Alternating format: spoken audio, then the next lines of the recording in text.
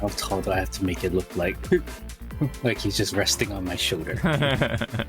It's like, oh. Yeah, man, you're really eating that Final Fantasy bit up, aren't you? I mean, also, I guess. Also had that one. Oh yeah, and then Venom. Yeah, of course. Of course. The I Spider-Man. got good boy. I got good boy and daddy on me. Mm-hmm. Okay, that line, cut that. Yeah. Right. Nope, he's gonna keep that. This is how he's we gonna start. Keep it. This is how we start the show, dude. So anyway. Yes, everybody, I have daddy on top of me. I just drank my G Fuel, so not a sponsor. Drank my G Fuel, so I should be good to go. I should be normalized because of how tired how groggy I was trying to wake up for the Summer Game Fest, and I didn't wake up in time. I was like actually 20 minutes over the start time, so I was like, ah, fuck it. But you know what's funny? I could have made it because they still had, like, I think it was the no, actually no, I'm wrong on that one. Never mind. I would have missed. I think I would have missed Mortal Kombat. I think I would have missed Mortal Kombat, but we'll talk more about that later. But anyways, hello everyone. We do have a big day. We have a lot to talk about. Hope everyone's been hanging in there, as always. This is episode 237. Let me go check real quick because And I was like, check the numbers. Yeah, check the numbers. Just like we're gonna be checking out Summer Game Fest and Street Fighter 6. We gotta talk about that, at least to some extent, for that. And so yeah, 237. We're good. So as hosted by yours truly, as always, Sean, aka Hawk525, with my co-host Zawa, as always, and today he has Good boy. Yeah, he has red 13, right? Yep. Red, just to be safe. Red in the background on his camera, so that's pretty good, because obviously Final Fantasy fans are definitely eating good from that Summer Fest.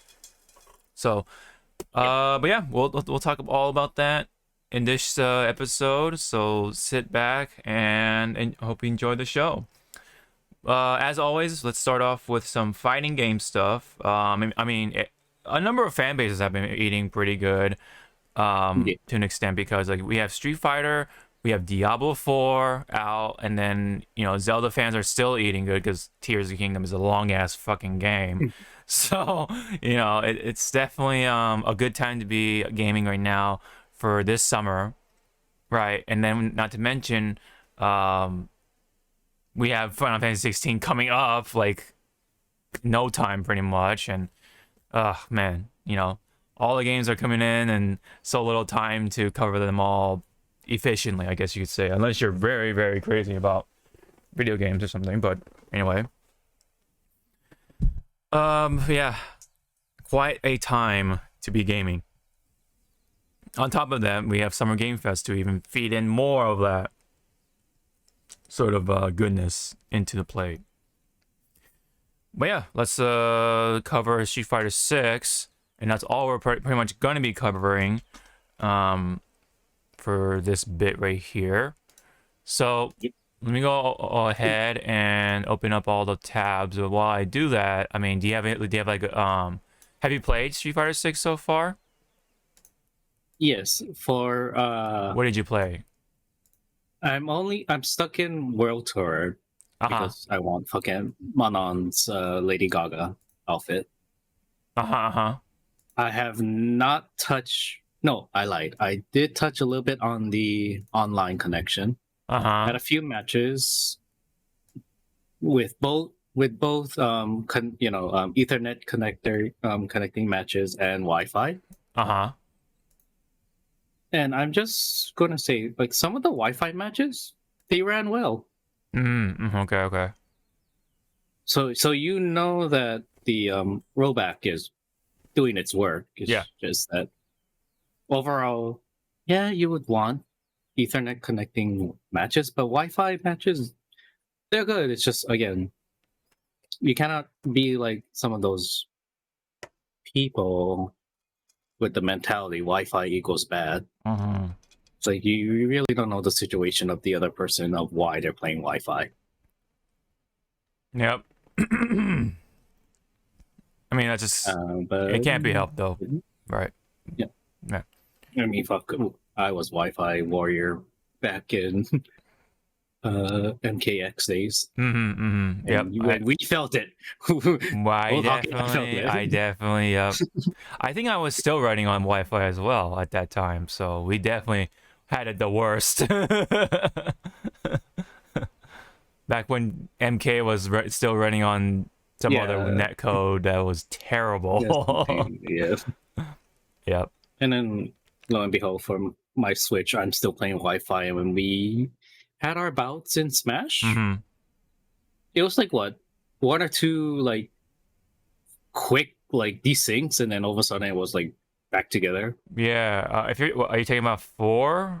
Oh no, you said Switch. So yeah. Yeah, Switch. Yeah. Except for I guess when we had like more than like 4 people. Oh. Then we really felt it. Yeah. That's a whole nother beast. I think that's when and I think that would be like the point. Faka would be like kind of like concerned, screaming on the mic, Zawa, go plug your shit in. It's like it's like no, I refuse. Well, anywho, so what do you think of the World Tour then? Since you did say you played it, or okay, you are World playing Tour. it. Yeah. It's fun, but I'm bored out of my fucking mind because you can for your custom character like have the fighting styles of the different masters. Yeah. But because the master I want is so fucking into it, it's like I don't want to fucking like learn a new damn gameplay or person to just reach to the person I actually want to play. So I just been sticking with Luke's fighting style. Yeah, I do understand. He's like the basic like he's kind of the Shoto of this game, sort of. And then you have the Shotos, of course, with Ryu and Ken and whatever later on. But yeah. The other gripe I don't like about World Tour is that you have to wait until I think chapter 2 or chapter 3 to switch modern to classic. But even if you switch it to classic, you cannot rearrange your button layout. Really? Oh, I didn't. So I'm like, I'm so used to of my own button layout for how I played Street Fighter with Manon. It's like okay, square is my light, square is medium jab. I was like,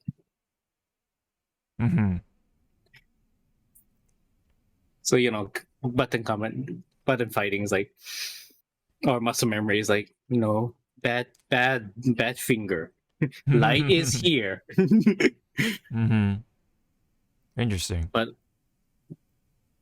again, like having modern controls kind of helps. But when when you lab and stuff, your memory and your muscle memory is gonna fight the modern controls. Right. And again, speaking of modern controls, little segue. Don't be like those people online saying that modern controls are killing this game. It's not. It's just helping. That's all it's doing. It's just helping those. Because there are some combos for some characters you need such precise timing. Timing. Yeah, frame perfect combos. Yeah. Yeah. Yep. So again, it's like play as you like. Well, don't you lose medium some neutral buttons when you use modern? You do lose. That's the thing. That's the thing I don't like. That's why I want to stick with classic. Just because I like to have all my neutral buttons, like medium kick, medium punch, or whatever. I think those are the 2 buttons you lose, which is like actually one of the most valuable buttons you kind of want when you're poking at people. Assets that you would want. But again, like if you're going against a mod control person, just let them play. Yeah. Not like you're playing for a tournament, like Jesus, man. No, it's like, I mean, we don't know if Evil's gonna allow. I don't. Yeah, I don't know. Yeah. I mean, they might allow, but it might be like a separate bracket. Could be a separate thing. I don't know. I don't think they'll do separate brackets, but I think they'll weather the storm, and then we'll see if it's such a huge thing or not, right? Huge hot man. Yeah. Or they could do like for like in between commercial breaks, just have one match, just for funsies with modern controls, just for funsies. But again, like back to Street Fighter with World Tour and World everything Tour. Else, yeah. It's. I'm trying to compare it to Street Fighter 5 story mode. It's much better than Street Fighter 5 story mode. Yeah. Fucking galaxies. Yeah, Because I'm sorry, you don't have that one character. It's like, wow, look at all this hype buildup. Okay, he's gone. What? Right, Nakali, right. Oh my god. Imagine he returned in season 2 as DLC. I know. How many people are going to be like, really? I know, right? Because a number of Street Fighter 5 characters are returning. So I mean, it is. Yeah. I guess it's still possible, but we'll see. We'll see what happens. But see now. Let me look at you straight in the eye. Would you for season 2? Would you have Nakali or Rufus return? Here's the thing. At least Rufus is kind of funny. Nakali is kind of just like, I don't know. I don't know. He's just there. He's kind of just there for me. Like, he was cool when he was first revealed, but like how they treated him throughout Street Fighter 5, in story wise, I mean, it's kind of just like, So I don't know if he was adds anything. Now that you said that you like to see Rufus, and because he's funny, Rufus's jabs at Ken would be actually funny. Because remember how Rufus was like putting Ken on a fucking pedestal, and that's his rival. Yeah. Okay. Huh. That would be interesting. Considering that what happens to Ken in Street Fighter 6. Well, the initial part, right, where he's accused of blah blah, and then he has to be on a runaway. Yep.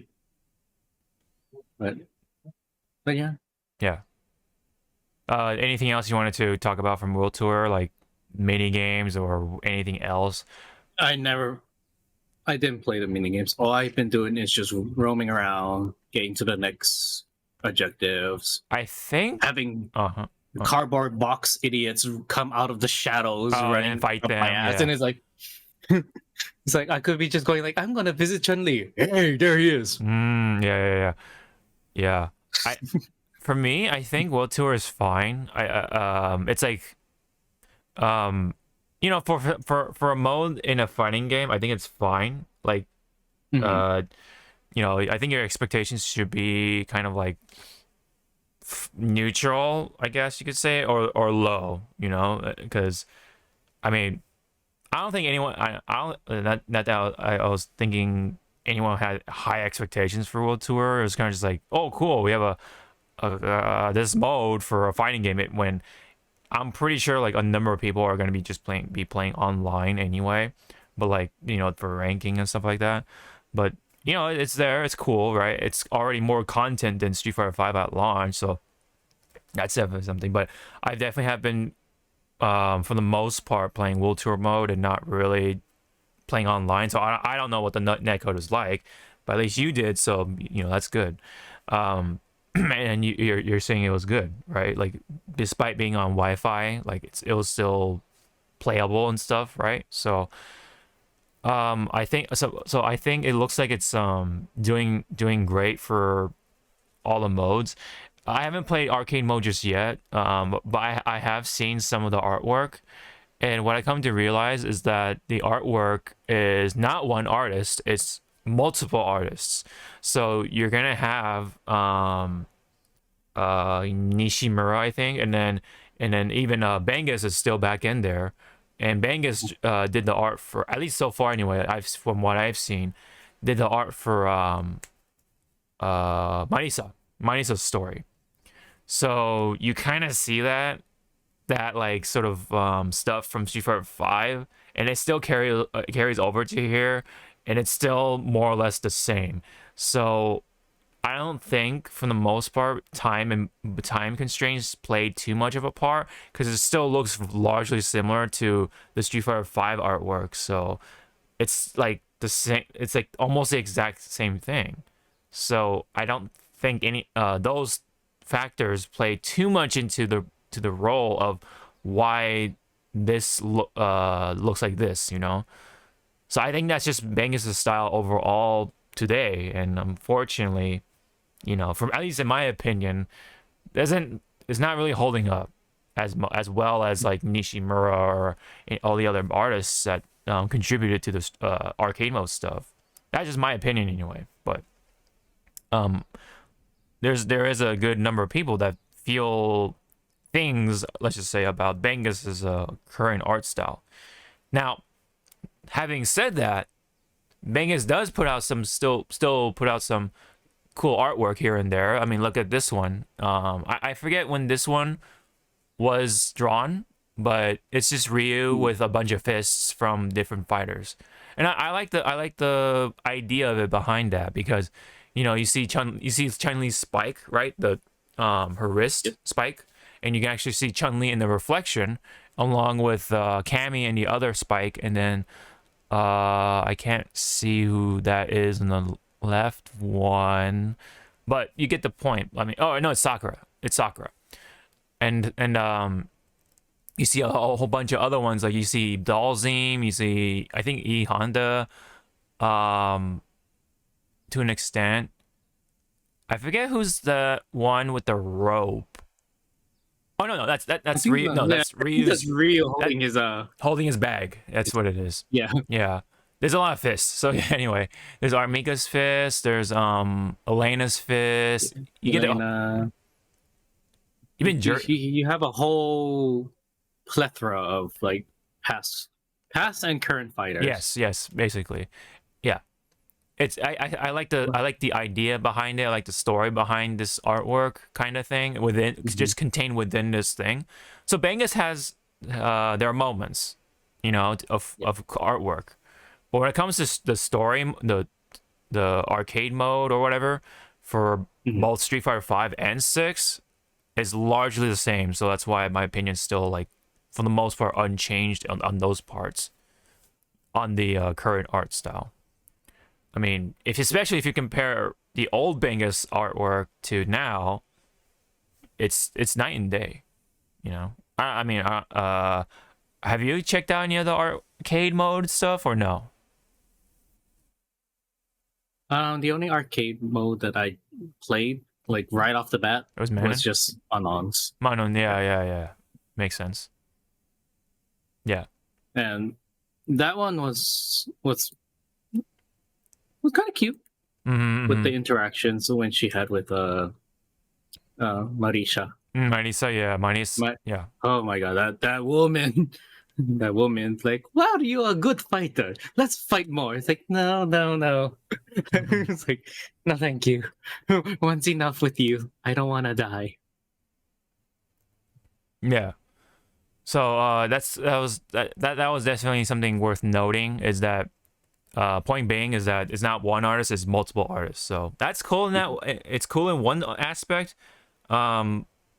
Although, I mean, I guess depending on how you look at it, it's like, okay, you know, there's a bunch of artists, that's cool. But I kind of wish it was just like that one artist, especially with just one artist overall. Yeah, because, you know, especially with Nishimura, I think Nishimura would have worked really well for this direction for this time around. But hey, it is what it is. So that's my opinion on those bits. When you bring it up like that, I think for my side of looking at it, it's because, you know, this game is big, so you kind of want like multiple artists, you know, helping each other out, like to just go like you're doing mostly all of Ryu's stuff, you're gonna do all Chun-Li's, you know, I mean, that's what a studio should do, is just have like multiple teams. Yeah.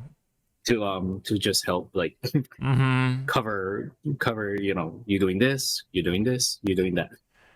Yeah. Instead of having that one guy going like 1,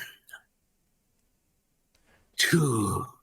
Right. If you have one artist, 3. you definitely want to give that artist ample time to do so. So yeah. And I've seen it with my friends who are artists and they do commissions. Sometimes they wish they had like multiple of themselves. And yeah. Don't we all?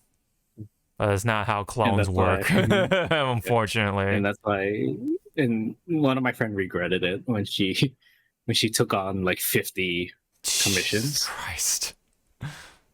I mean, she said, "Oh, these are just simple sketches and stuff." I was like, I want you to rethink what you just said and how much you have in queue. And a week passed, and I see her with a fucking wrist brace. I was like, yeah. 50 sounds good, right? And she's like, no. I was like, then what do we learn? I'm gonna try 25. No, you're doing 10. Yeah. Your next little batch is 10. You're not doing higher. If I was in her position, I would have definitely let the person or the client know that, oh, they're your number whatever in this list or whatever. So that way they'll know, like, oh, let's say out of 50 people, if they're number 42, it's like, oh, okay, so it's gonna take a pretty long time. So all right, take your time, whatever. I'm sure if for the most part, most clients are like that, but there are gonna be some clients that will be like, all right, blah blah blah. I want it now. That kind of thing. Yeah, exactly. I really hate those type of. No, I know they just don't understand. Yeah, they definitely do not understand that. It's like, I gave you money. Where's my shit? It's like, honey, it's not a. Here it is. Right, and in most of those situations, you're not giving money. I don't think anyway. Unless you are coming up next or whatever. So. At least that's how my system would work if I was still commissioning people, because that's what I used to do when I was younger, when I was in college, is to commission art and stuff like that. So I've had my time with it. I mean, it was definitely an experience. There are, and I've done the same the other way around. I've commissioned artists to draw something for me, and I've had both experiences, like good experiences and a bad experience. So it is what it is. Sometimes, like there was one artist where I wanted, like, I had a Sonic character, like a Sonic OC that I wanted that artist to draw, but unfortunately I don't know what was going on with that person, but I'm like, this, it looks good, but there are some parts that look vastly different. Hey, could you fix this? And they're just like, no, or whatever. Basically, they're just saying no, or it's too difficult, or whatever. And I'm like, but I paid you money for it, right? So, I paid you money to have the character at least look like my character. Yeah, reflect of what you want. And so. And it's kind of like your situation. I had a artist. We're still friends, but the artist I commissioned, I asked him to I commissioned him to make a Transformers mission with Soundwave. In 2000, let me get my fucking dates correct. Okay, in 2005, I commissioned him. I saw no progress until 2008. Oh man! But we kept in contact, Right. Even though we kept in contact, I saw no progress until like a week before, our annual convention here in Hawaii. And throughout those messages, he was actually blaming himself. The reason why he couldn't finish, get progress on this, or couldn't finish it for that time gap, was he did the bad artist thing, taking up more commission to make that and fucking flooding that queue line even bigger. Yeah. But he cannot really say no to, like, customers who are actually like literally throwing money at him. But I was like, you kind of could just say you're backed up, you're not taking any more commissions, but here's my card and you can ask. But yeah, but overall, I got the piece. Right. It's beautiful, and what I like about my artist friend, when he makes these commissions, they are yours, but he also brings up like a kind of like a small contract or whatever, saying that because he posts this on on his website, like past commissions, and if someone wants to buy like a copy of this commission, they can or cannot if the original commissioner says yes or no. Oh, okay. So I said no. I don't want this piece be part of like someone else's collection. Yeah. It's mine. No, I get it. It's your own shit. I get it. It takes away the uniqueness. Yeah.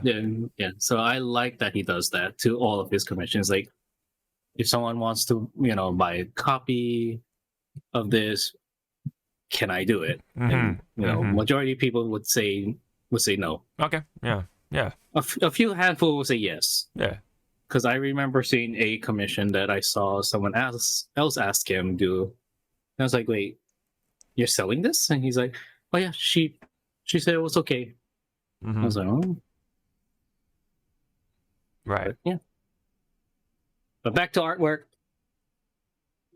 I understand where you're coming from, and you understand where I'm coming from. So middle ground. I guess it's just a little weird of not seeing a not a uniform, but just one artist. Yeah, the uniform direction. Tackling. Right. Yeah. But that's unless those artists are very well trained in the arts to kind of like almost mimic the head artists, because there are artists that can do that. They could do that, yeah. Yeah, I mean, fan artists can really do a good job imitating other people's style. So, yeah. Unless there was a way that he could have made the line drawing and then get the other artists that's part of to color it. Because again, that it's pretty much like in manga and then anime studios. You get the line art, and you have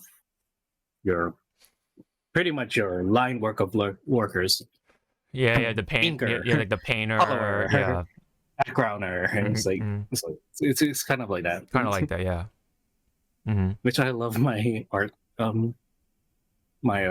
teacher saying that if you ever look at the process of making an anime, you can think of it of working in Photoshop. Everyone is a layer.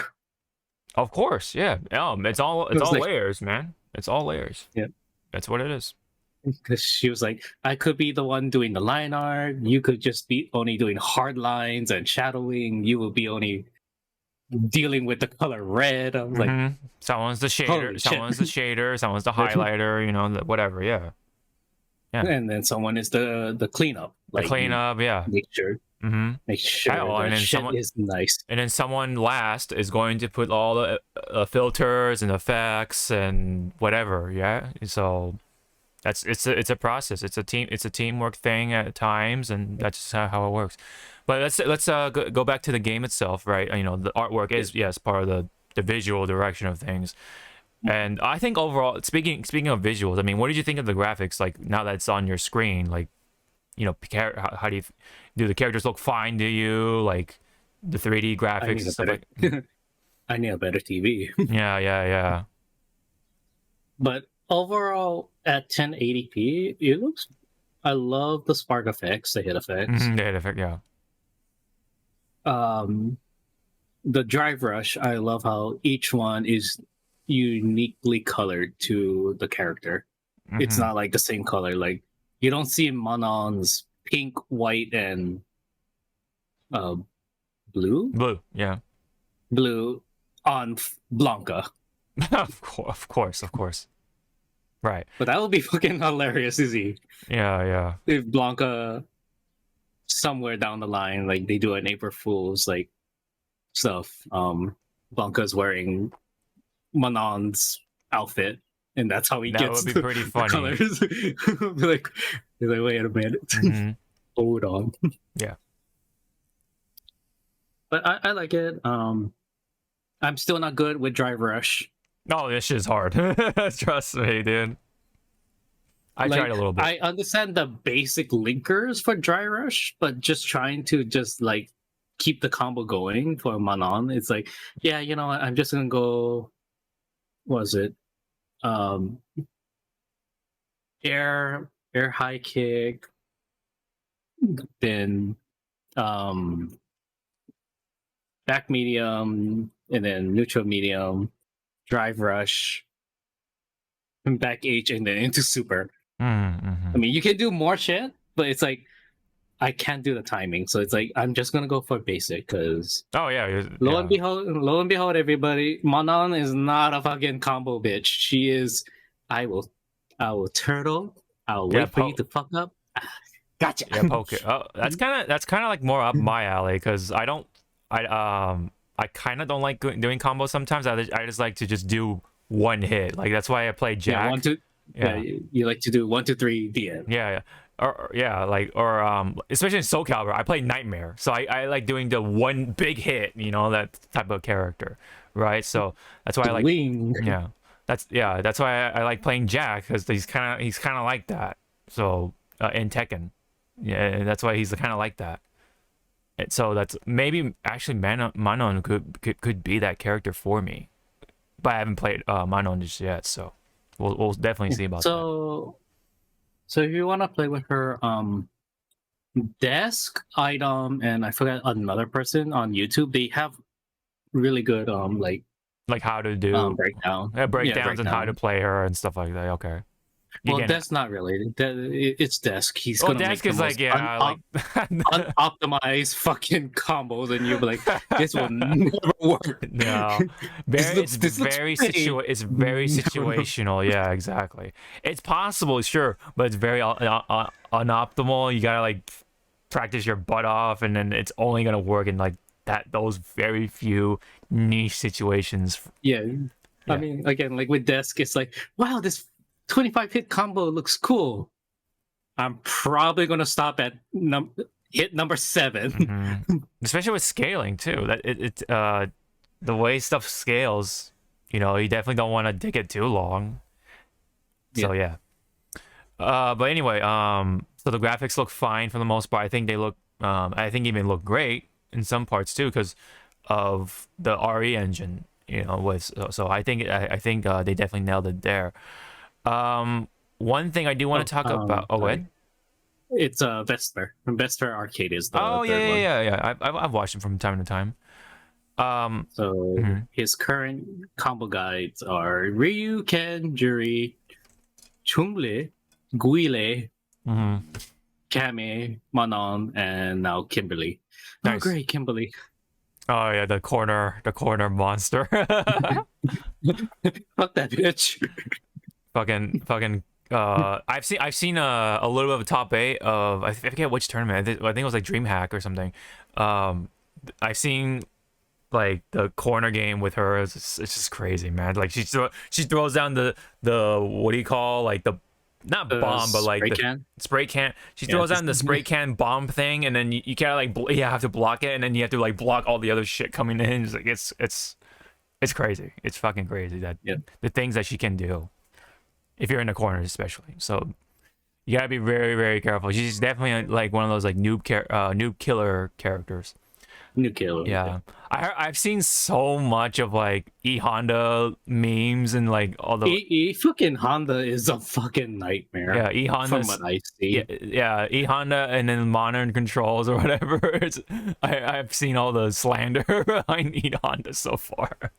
And some Geef too.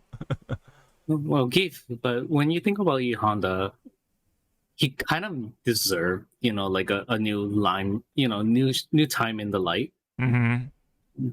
So it's like, congratulations, Ihana, you made it. Everyone likes you, but now people fucking hate your guts.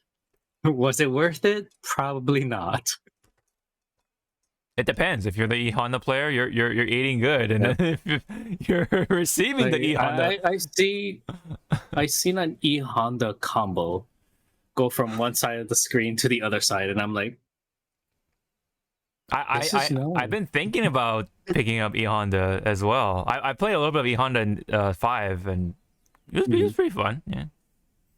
But just seeing him going from one corner to the other for E-Honda, I'm like, I turn into Filthy Frank. This has to stop. Yeah, it is. Yeah, it has to stop. It's time to stop. Yeah. Yeah. Yeah. But okay, so let's go through the tabs here. So yes. Point being, I think World Tour is fine. The only issue I wanted to bring up is trying to play it on stick. It's a kind of a nightmare of and a half. Let me tell you, I play on stick, so I've been playing on stick the entire time, including World Tour mode.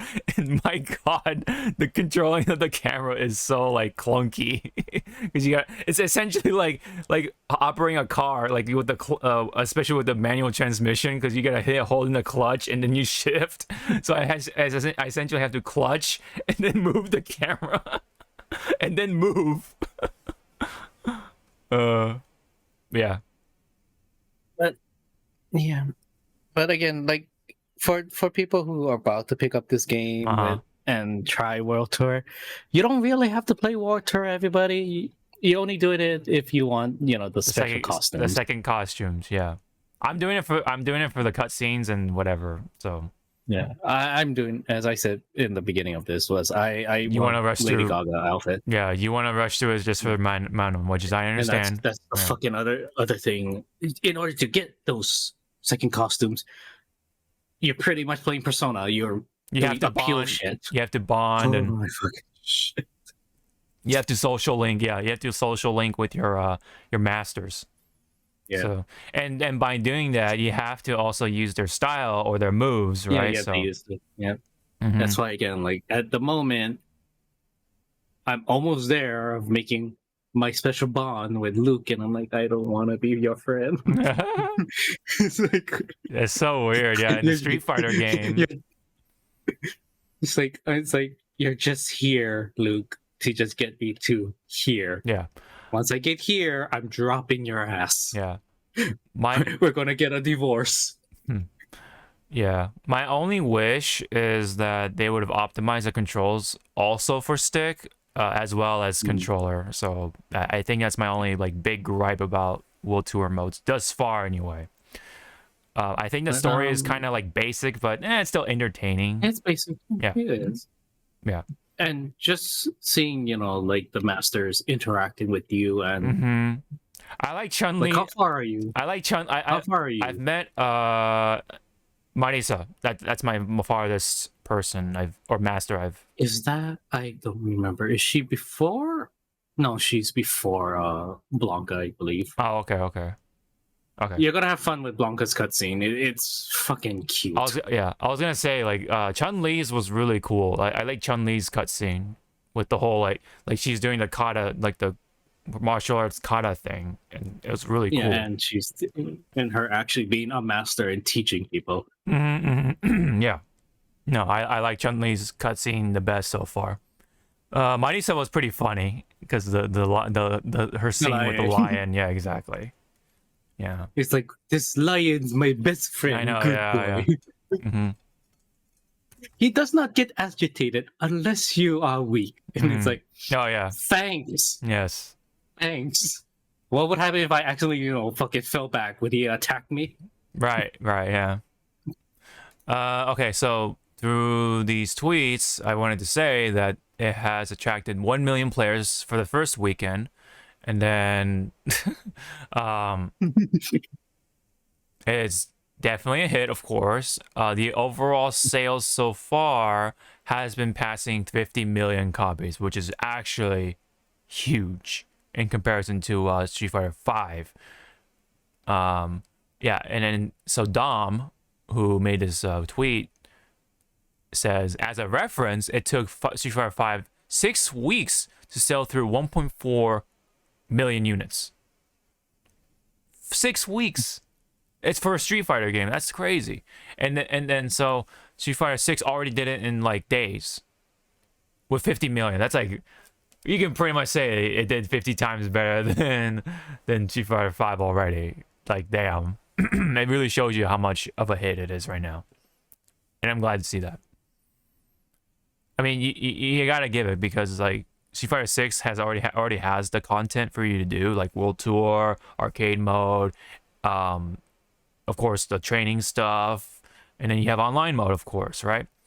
Street Fighter 5 was like a desert. All you had was online, and then the online was shitty. So it's like, how could you not, you know, criticize Street Fighter 5 for that? So congratulations, Street Fighter 6, on your success thus far, and it'll only be better. So I wanted to show some clips. This is Daigo just playing as Ryu. So let me turn up the volume a little bit. There we go.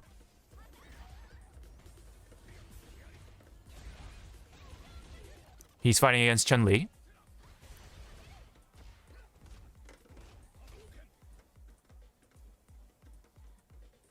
Should be coming up. There we go.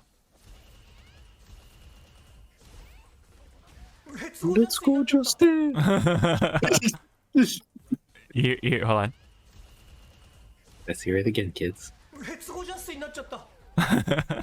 He didn't say like straight up like let's go Justin, but he said that was a let's go Justin moment, essentially. So rough translation there, but yeah.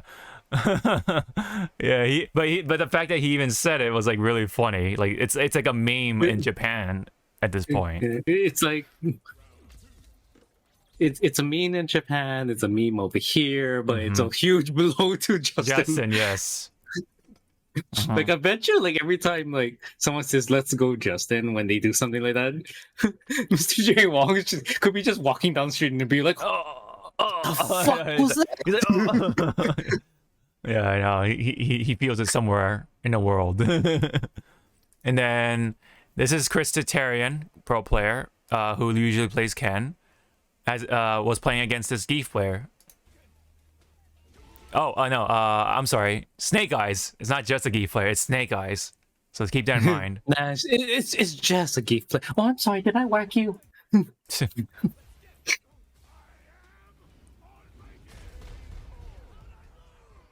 Yeah. So he just drive rushes, whiffs the throw, and then because that's on counter state, Snake Eyes burns the meter for EX or the EX. Yeah, or no, it's OD. It's OD. It's an OD spinning pile driver, and he kills him with the counter damage. It's so just fucked up. And like that, Ken had a third life left. That's still like quite a bit, and killed him. That's when you put down the controller, go outside, go for a drive, get McDonald's, and then come back and go like, wow. Tatarian's tweet just had an ellipses. That's it. It's just ... Nothing else. I gotta watch it one more time. I bet you in his head he was going like, wait, that's illegal. And then of course James Chen, being the guy who plays Geef, says, I see nothing wrong.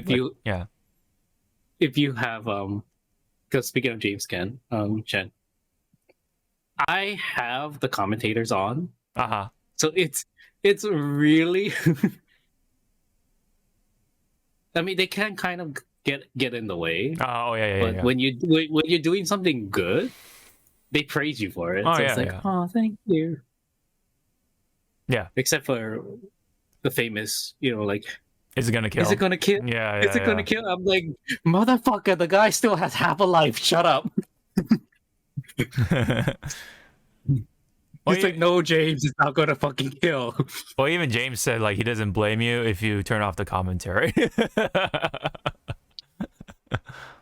Yeah. I mean, I guess like for some people they have it on, but after a while you just drown it out. Yeah, you kind of get used to it. Yeah, exactly. So,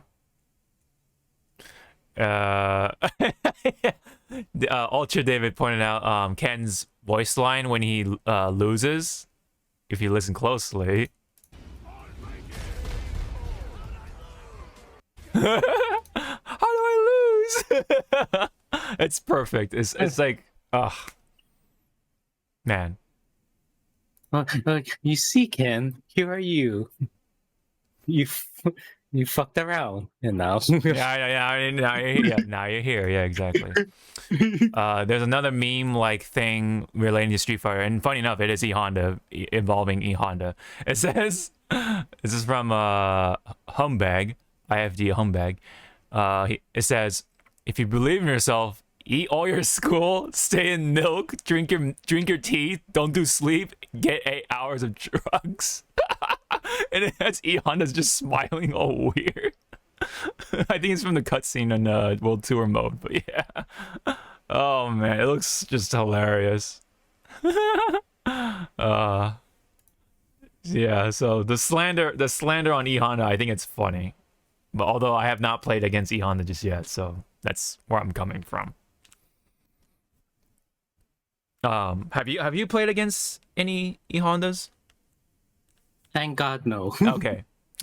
Thank you, everyone else online dealing with a E-Honda. I haven't seen one yet fighting with a Manon, because I think I would have been like, okay, I'm going to wait. I'm going to turtle. Why is he coming towards me? I wonder if that's... yeah, I mean, I think it's a good matchup for Manon because you can spin when he does the headbutt from a distance. So that's like an easy counter on Manon's part. Yeah, the spin to win. Spin to win, yeah. Spin to win. That's a good way to put it. The other thing I guess I am scared with E-Honda is that I forget which version is his headbutt, but it's kind of like safe on block, and then you can just like go high friend. It's like please don't grab me. Might be like sorry. Might be like the light or medium version or something. I don't know. I can't imagine the heavy one being safe because that's supposed to be like the farthest one, right? So, and then there's the OD version or the EX version for any old school players. Okay. There's a little trivia I wanted to show here relating to fighting games, but yeah, Capcom versus SNK in a specific one. That crossplay has actually been a thing even back then, because this is because Capcom vs SNK 2 not only came out on PlayStation, but it was also out on Dreamcast at the time, and they actually had a feature that allowed you to, I guess, somehow play, well, at least in Japan anyway, a feature where you can actually play with PS2 players and Dreamcast players in one thing or whatever. So, yeah. Okay, tinfoil hat time. Because they showed this and all that. What if season 2 we get Iori or Kyo? Yeah. As a guest character. Well, I mean, God Rugal. Yeah. God Rugal. God Rugal just shows up. Just straight up God Rugal. Yeah. No. Just kicks like the trailer, just him kicking down the door going like, "Hi guys." Like, oh. Or Geese, Geese Howard. Fuck it, both of them, and Akuma's just like, just has like a bowl of ramen, like. Yeah, I know, because he's not out by then, because he's still Akuma is spring of next year, so holy shit, we have to wait for him for quite a while. But it would just be so funny. He's just going like, yeah, I'll be right back. It does make me a little. It does make me a little sad though that I have to wait for Alex for quite a while if he is even coming out. So. While. Yeah, Alex. Yeah. Hopefully. Don't worry. Mm-hmm. Go ahead. I want to say, because of the roster right now, we could use more grapplers. Because again, we only technically have Manon and Geef. You could count Marisa ish Yeah, Marisa. Kinda. But she's not really a grabber. Yeah, she's like a big. She's just a big body. She's a big body. She a big woman. Yeah. Which I wish, because of the cutscene in World Tour, somehow incorporate the lion just charging in. Yeah. Actually, that'd be funny. You know her EX or her regular grapple, she grapples you and then she just punches you in the head and kicks you away. What if the EX one, after she punches you and kicks you away, the lion just swipes you like even further back, like just like come here. Yeah. And then she's just going like this on the side, going like, "Good job, that's my baby." Yeah. So yeah, the crossplay has been a thing for a while, not just recent times, but a while back. So just a little bit of trivia there. And then, do you remember we talked about the artwork for the Red Bull Kumite with Justin Wong looking all weird and shit? So they actually changed the artwork now. So Tokido's still doing the weird kick thing, but looks like it definitely is drawn by a different artist, or they just like took some reference and then just drew over the players. So yeah, it looks like it's drawn by an artist now, like an actual artist, not an AI generated bullshit. Like what happened with Justin Wong. or should I call it Justin Wrong? But yeah, they changed the artwork. I bet you when it first was revealed, Justin was just like going like, the fuck is this? But I mean, he used it in his thumbnail, so he definitely was treating it like it's a meme. So yeah. But yeah, but also with that, there are reveals for the players. So surprisingly, there's some crossover. So we have Arslan Ash from Tekken, Leffen from multiple games, with like Melee and stuff like that, Guilty Gear, and then you have not Item, sorry. What was it? I think there was one more. Ooh, yeah. I'm looking at it right now. Bombchan's in there. I'm happy for that. Oh yeah. He's in a corner right there. Yeah. So. Yeah. And then of course there's a last chance qualifier thing that happened. I think that who is the last chance qualifier? What the fuck? Okay. Huh. It's weird. Anyway, Leffen is the only gripe What? I was gonna say the only gripe that I kind of wish some or a few of these guys do is, instead of the standard fighting pose, do like a fun pose. A fun pose. Bless you. Yeah, thank you.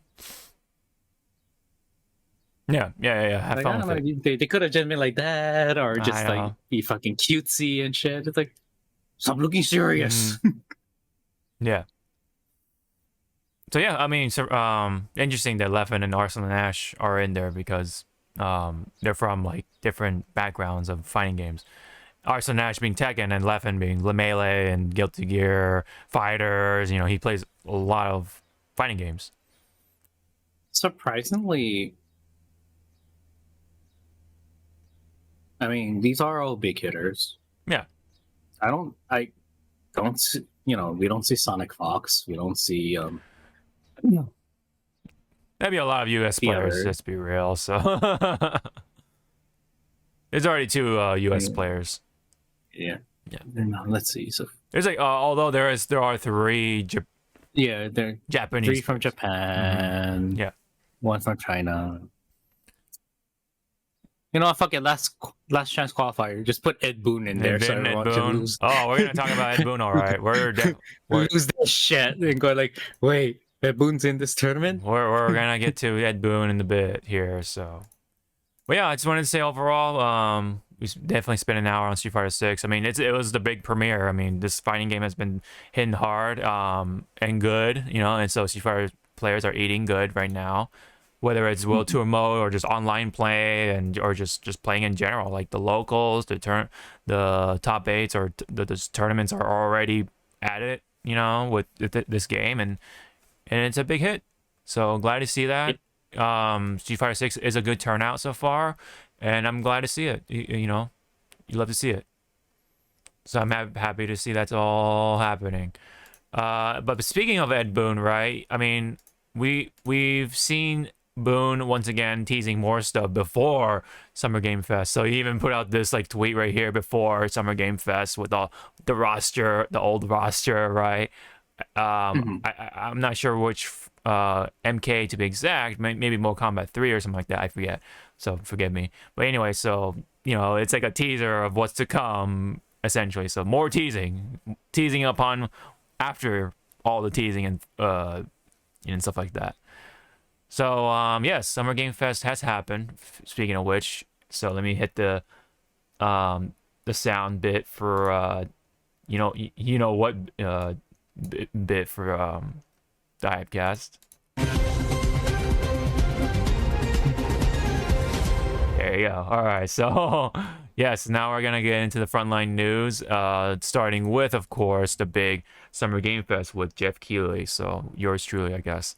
So it was about 2 hours long. I did not catch it live. I just skimmed through the stuff. I haven't seen all the stuff yet, so we'll get there. I mean, I'm gonna see some stuff for very first time. But what I did watch before recording this is Mortal Kombat 1. So let's fire up the Mortal Kombat trailer, because that was awesome. Let me see. Right here, gameplay debut. So they did show off the gameplay along with the cameo fighters and stuff like that.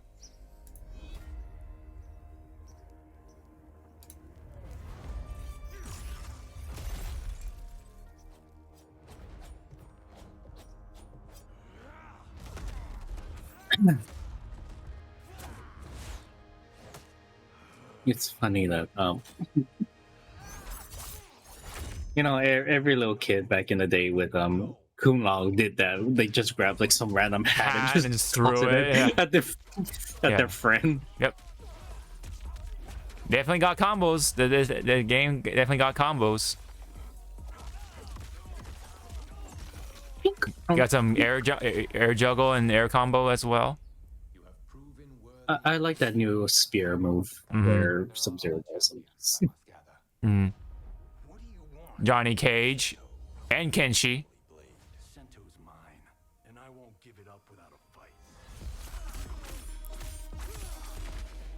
A lot of people at first thought before they thought it was revealed it was Johnny Cage. They were like, oh god, is that the guy from fucking the live action MK movie? Yeah. I was like, okay, you're not wrong, but shut up. Yeah. It wasn't that bad. Well, which live action one though? Because he hasn't been in the new one. The old one, you mean?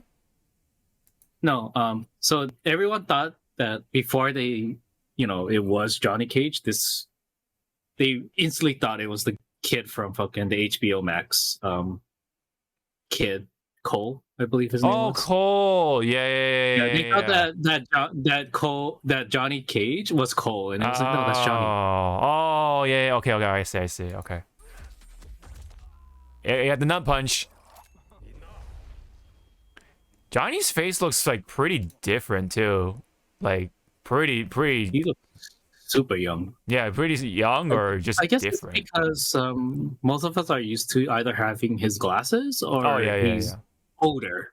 And he's older. Yeah, you're right. We've never seen Johnny without his glasses, and he's in his home too, so he's not like he's like in his casual outfit too. So yeah, I think it's the same voice too from 11, so I like that. I call Liu Kang. He's like, stop fighting. He's like, sir, do you realize what game we're in? Yeah. It's kind of a check mark. Oh yeah, Fire God Liu Kang. There's Jax cameo. Yep, sorry guys, Jax is not a playable character. Hold on. No, hold on. We'll talk about some stuff after. I love that attack. The dragon kick uppercut thing. There's Raiden, Mortal Raiden. Sonya with the cameo. Kano with the cameo. Of course, you got the cameos to extend the combos. There's a fatality? Yeah, I think it's a fatality. Zip zap zoop. Yeah. Oh, there's Melina and Kitana. There's a clash. So we have a clash. We have the clash from Injustice. Okay, it's not a clash. Oh, is it not a clash? Go back a bit and slow down the frames. Are you sure? Mm-hmm. That looks like a clash from Injustice, but okay. Oh, whatever. That should be. It's still that's the start screen. That's the fighter screen. When you go into the match. Oh, okay. I see what you're saying. Okay. You saw your cameos jump off. Oh, it's the starting screen. Okay. The versus screen. I get it. Yeah. Okay. That's clever then. Okay. Clever a little. Because I don't think a lot of people like the fucking clash system in Injustice. Okay, yeah. I did not. Okay, so I'm glad that the clash is not in here. Okay, I was like, oh god. I don't know how I feel about how they're treating Melina's carnivorous side as a disease. It's like it wasn't a disease, but again, it's a new timeline. It's a new timeline, yeah. So there's Striker.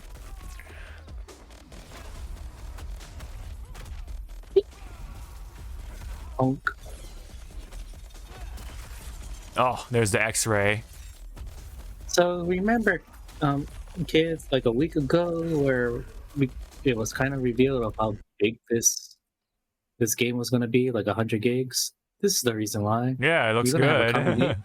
You're gonna have a combination of like a bunch of animations and stuff of X-rays and shit. Mm-hmm.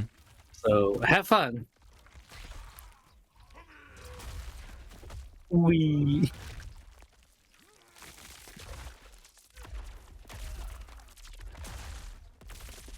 The fatalities do not disappoint. Well, we haven't seen the full thing, so I guess a little early to say. There's Cameo Scorpion. Yeah, there you go. So you also have like cameo fatalities, so that's pretty cool. I'm gonna call it now, just like how Kenny did. Mm-hmm. Sub-Zero and Scorpion, they boyfriends. Well, it's kind of like the Zoro Sanji thing. They used to hate each other. Well, I mean, Zoro and Sanji still hate each other, but you know, yeah. So, okay, so you're saying, oh, just because they appear as a cameo fighter, oh, rip, they're not going to be playable characters. But if you caught what Ed Boon said, they could be both cameo and playable fighters. So, because you have Sub-Zero as a cameo fighter, you can pick Sub-Zero as a cameo fighter.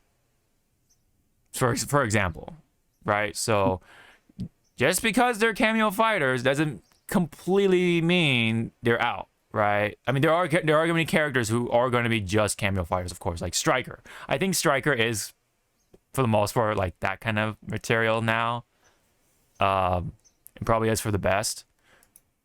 Unless they change Striker's direction of how his character is, because, you know, he's a cop, and he said he had like the, you know, if you looked at Striker from MK9, you know, with the whole police brutality coming up, that kind of stuff, like I don't know if that's gonna fly, you know, because of all the stuff that's happened over the recent years, especially during the COVID pandemic. Yeah, so don't know if that's gonna age, but yeah, we just had Striker just put out a taser, boom, you know, that's it, that's a cameo. I want to pull it up from the Summer Game Fest video of itself. Hold on, because Ed Boon said himself, like, you know, you can have both the cameo and playable fighter or whatever. So yeah, again, don't count them out completely just because they appear as cameos. So let me see. Let me go back where Air Boon was appearing. Hold on.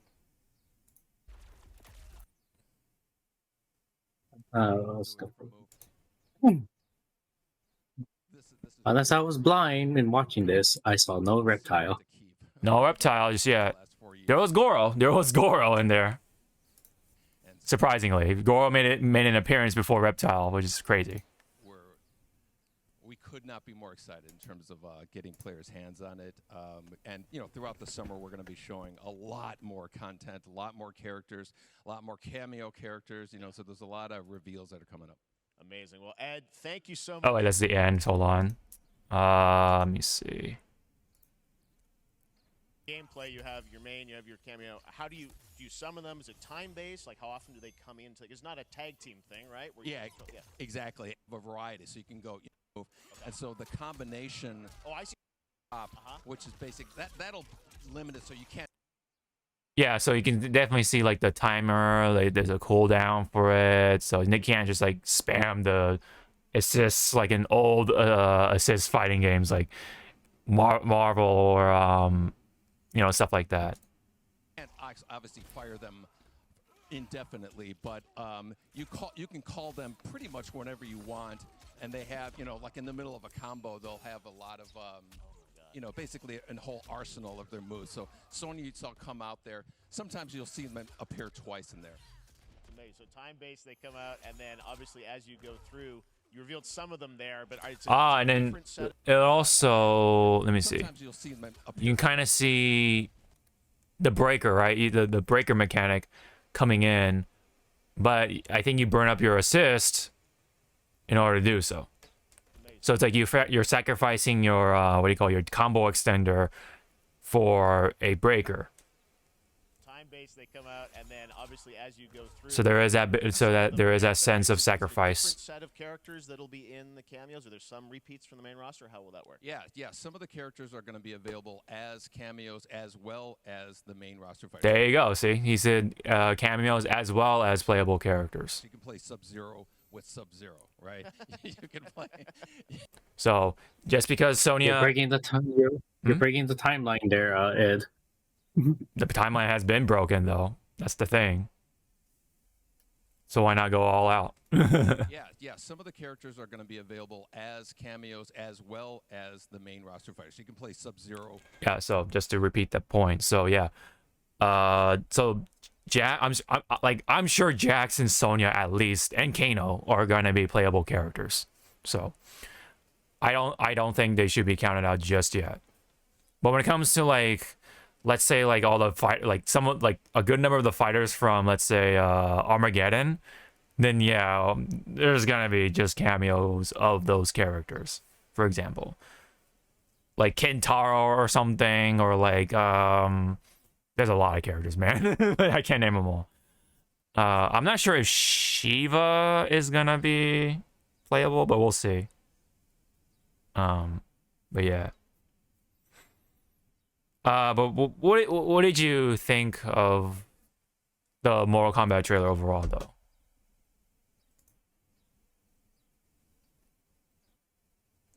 More. I mean, again, I didn't see no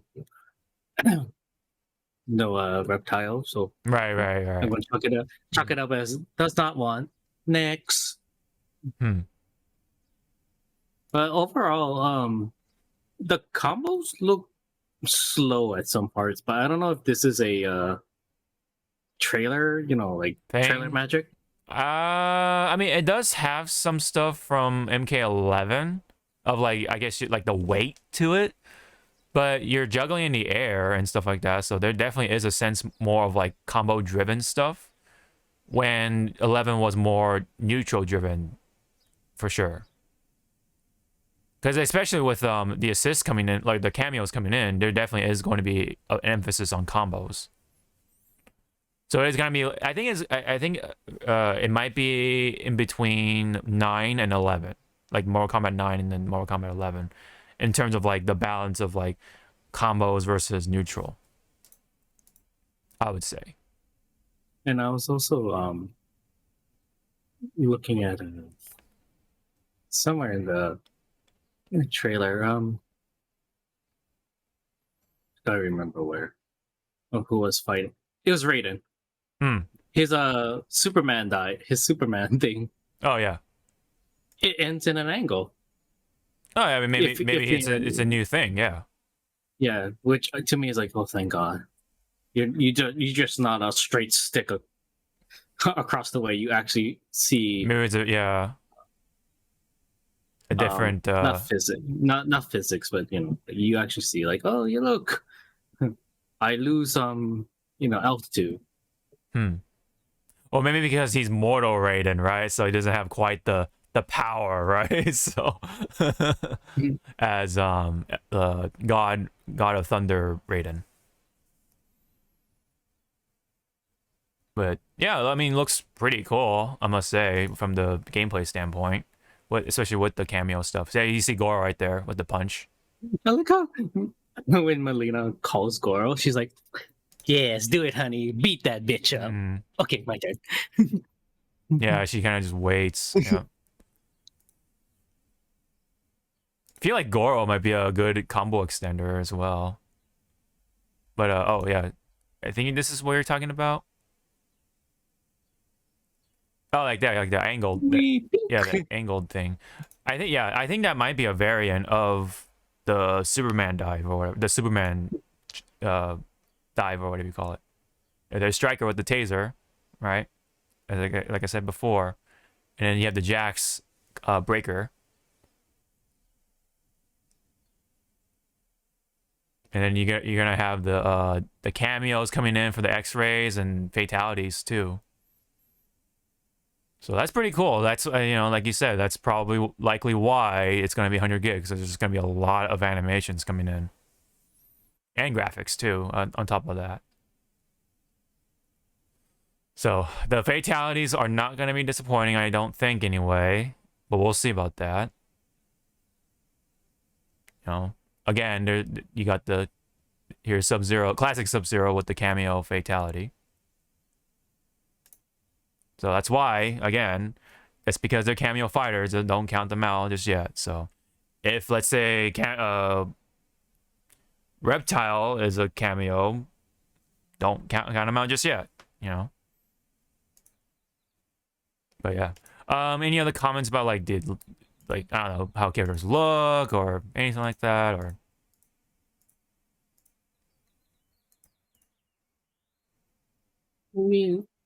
We can't say anything much with these how the characters look, because they're supposed to be young at this point, and this is the first. Well, do you like their look when they're younger, in comparison to? Well, if you look at the thumbnail too, Kenshi has his a more battle-esque outfit or battle uniform, and then here, Kenshi's just wearing a suit, business suit. I wonder if in this timeline, no, because later on in the trailer we see Kenshi blindfolded. I was going to say, what if this is a Kenshi that he doesn't get blind? Yeah, I don't know. Yeah, I don't know. No idea. I mean, Scorpion and Sub-Zero aren't arch rivals anymore. So in this timeline, so I guess anything is possible. At the Shaolin, right? You got the Shaolin monks right here. And then I guess in this timeline, Kenshi trained with the Shaolin monks. Get them, puppies, fight. Pink. Yeah, I like the Kano ball. It's just, so funny looking. All right, Ed Boon, if you want to make some of us happy, I know you might be using the same Kano voice from past games, but can you use the Kano from the HBO Max? Oh, you mean the movie? Actor? Yeah. Yeah. Yeah. At least the cameos too have multiple moves, not just Kano with the ball. Kano also has his knives, and then later on, or in a bit here, we see his laser. Yeah, there you go. See his eye laser. Yeah. So yeah, there's there's a lot to it. So looking pretty good overall, I must say. Let's get a move on the next bit for the summer game stuff. Oh yeah, I do like the character select screen too. It's like very reminiscent of, I would say a combination of like Injustice and MK11 ish.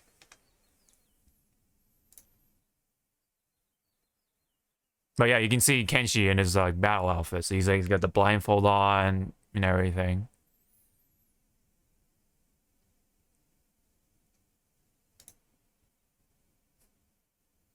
Yeah, so these are cameos. So 1, 2, 3, 4, 5, 6. Yeah. Okay, 16 slots. Mm-hmm. And then let's go to the next one because I had the other character. That's a lot. Look at that. Oof. Yeah, that's fucking. That's a lot. Jesus. Yeah, it looks like the launching cameo roster is definitely not going to be as big as the launch roster for the playable character. So that's actually pretty good. I expect it to be maybe the same amount, but yeah. Looks like there's gonna be a lot. Maybe, I don't know. Maybe like some of them are DLC. I don't know. We'll see.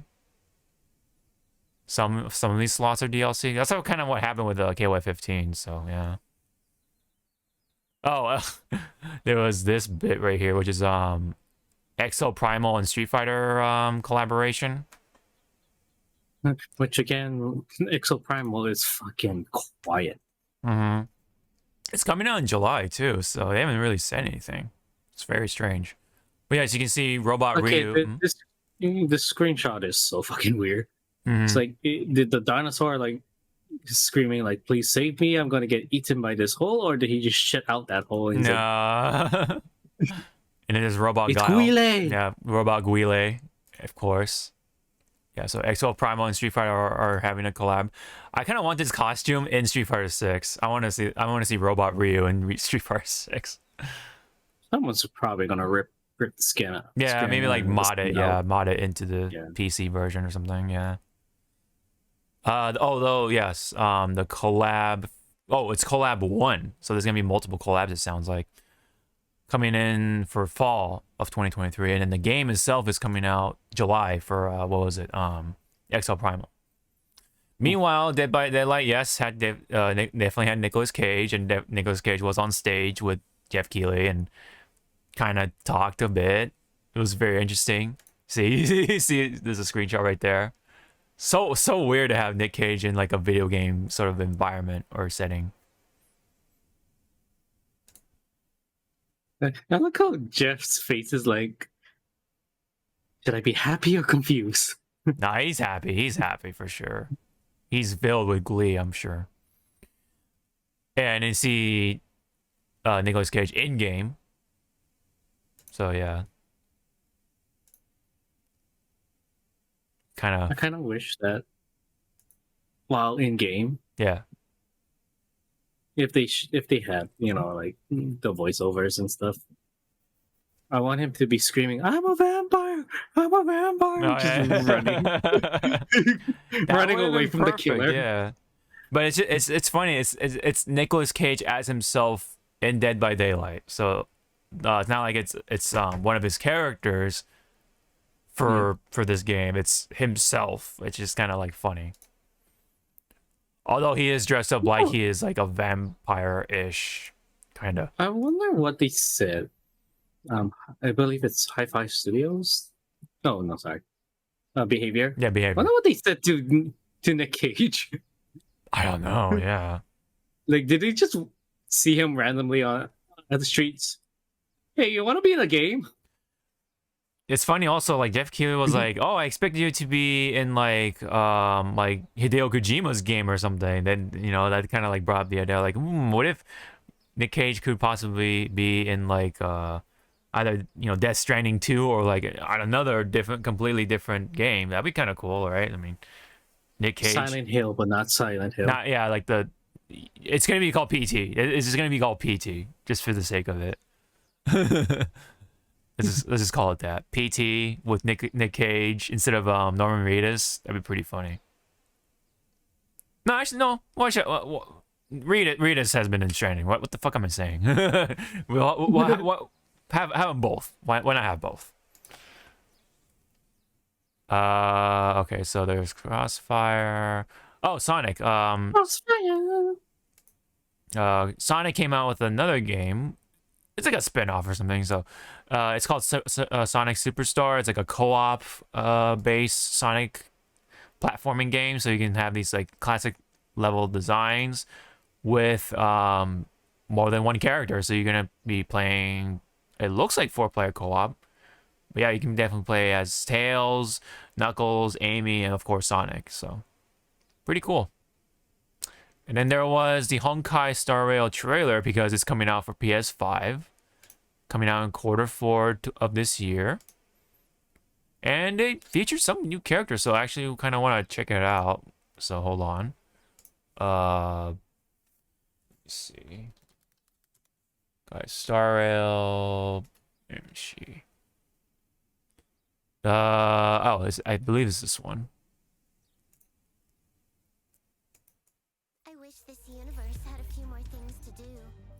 Yeah, Silver Wolf just came out, so I did get her in the banner, so or from the banner.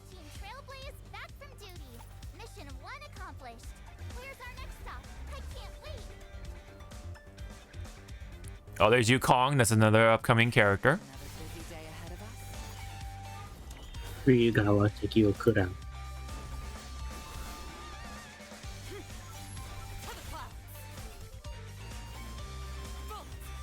Oh wow, they're like actually showing her off. That's pretty cool. Oh, and I think this is supposed to be. Oh, there's Luca, another upcoming character. Melee fighter. Oh, he has a robot arm, or a bigger robot arm. Excuse me. That's pretty cool. Oh wow, it's pretty cool. Oh, that's pretty cool.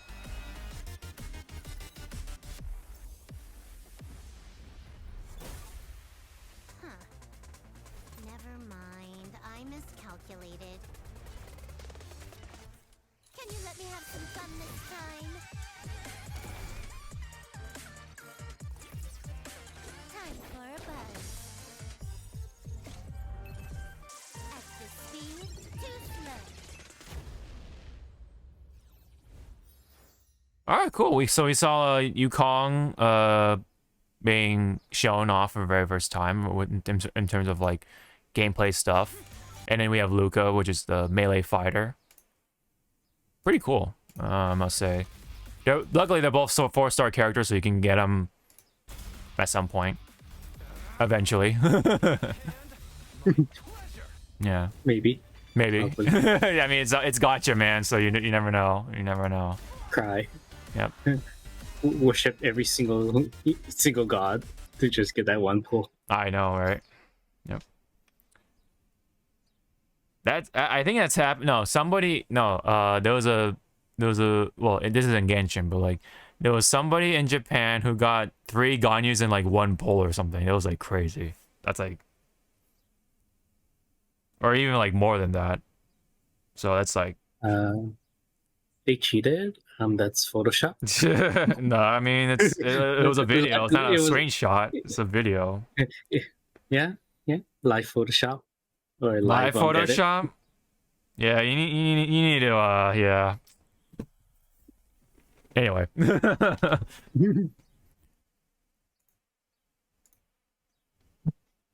I'm still waiting for that other game from them. Oh, Zenless Zone. Yeah. Yeah, they haven't said anything about that game either. And there's like a first-person shooter that they like teased about a little bit, also from Hoyoverse.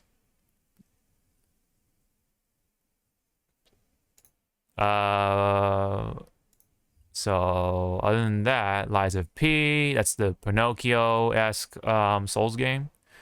And then Sandland. Oh my god, Sandland has a game reveal. That's actually pretty cool. I do want to take a look at that real quick here. Have you read Sandland? No. It's from Toriyama, the guy who made Dragon Ball. So yeah. This is like one of his early works, I believe. So this is like actually one of the first things I've read in the very first issue of Shonen Jump when I first came here to the States. So I think it's an RPG, but let's see.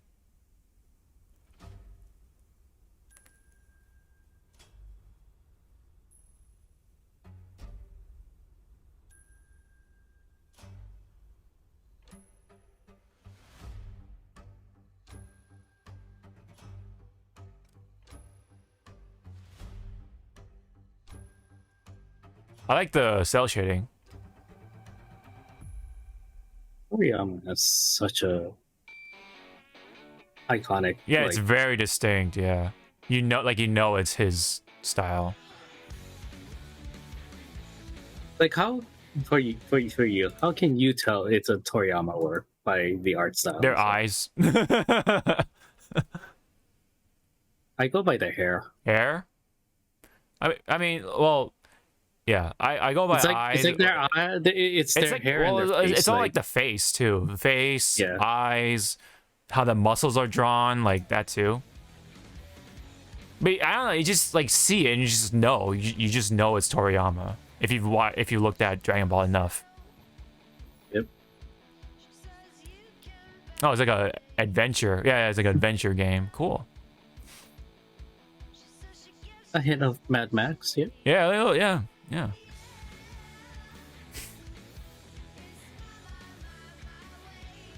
Interesting music choice, but okay.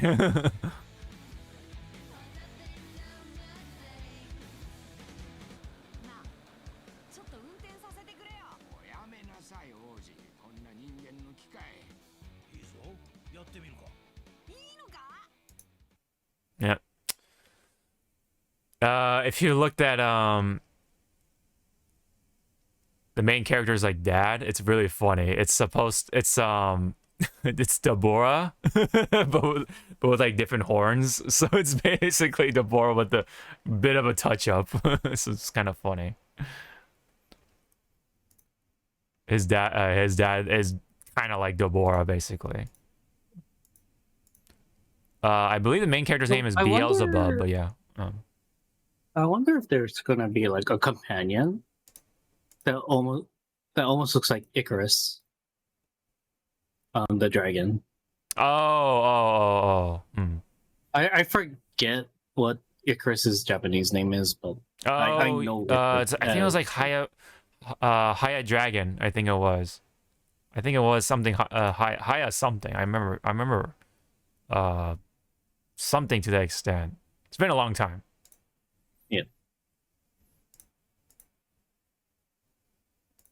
Yeah, they got like pretty much like all the characters in here so far.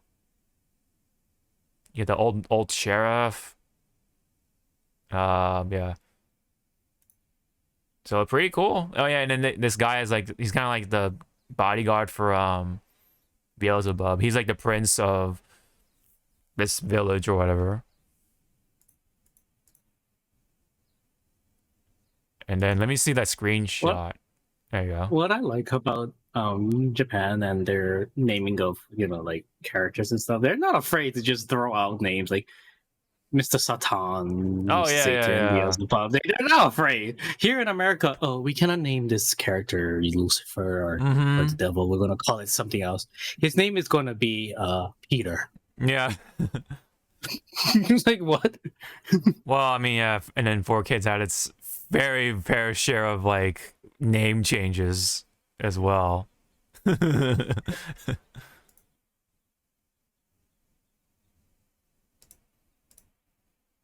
Yeah, you don't really like hear like Lucifer or whatever, right? Like they don't make too many of those references.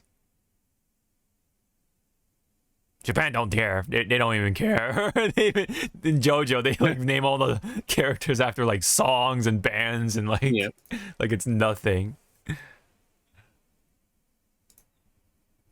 Well, it's also because the copyright. The copyright is very different, yeah. Different in Japan. Wham is Wamu is wham. Yeah, that type of stuff. AC/DC is spelled like how would you pronounce it in Japanese? Eiichiro. Mm-hmm. Oh, and we have mech battles, so for all you Gundam fans. Yeah, no, there's robots and tanks and yeah. And a fucking tank that shoots like 20,000 missiles out of nowhere. It's like, also, I'm like, sure some of us here plays Call of Duty. If there was a fucking tank like that, you know, everyone would be spamming that. Oh, of course. Even like the vehicles, I feel like they're very Toriyama too. You can kind of see like some distinction. Yeah, for some reason. Yeah, it's like the proportions are kind of like really interesting. They're usually like kind of tall and like short to make it like more like cute looking. But it does like, you know, all the badass stuff, like, oh, you know, shoot a bunch of missiles or fire powerful fucking cannon shots and shit. But yeah. Anyway, Sandland, very nostalgic, very niche. Glad to see it. I don't know. I'm not sure if I'll pick it up, but we'll see. But it's cool to see it. You know, that exists. And Annapurna, and then we have a bunch of other like Alan Wake 2, of course. Warhammer. Warhammer. God, I hate these discover this shit tweets. Really annoying. John Carpenter's Toxic Commando. Interesting. I didn't know he's even involved in some sort of video game. Baldur's Gate 3 is another anticipating game. Oh, thank God we have a fucking release date for Baldur's Gate. It's been early access for a while. So thank God. Yeah.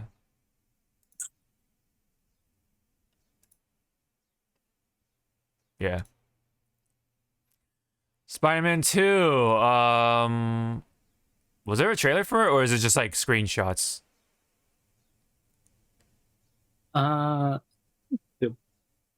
It was a small trailer. A small trailer? Nothing new. Yeah, nothing new, nothing big. It was just like a recap and then just whatchamacallit, hey, here's the release date. Yep. Hold on. So there's a concept art for Venom, of course, and then you have Kraven, the hunter. Pretty neat. Kraven. Yeah, Kraven. Venom right there. And then yes, the release date is October 20th. I think that was said already, I feel like, but whatever. Now we know for sure, like 100% for sure.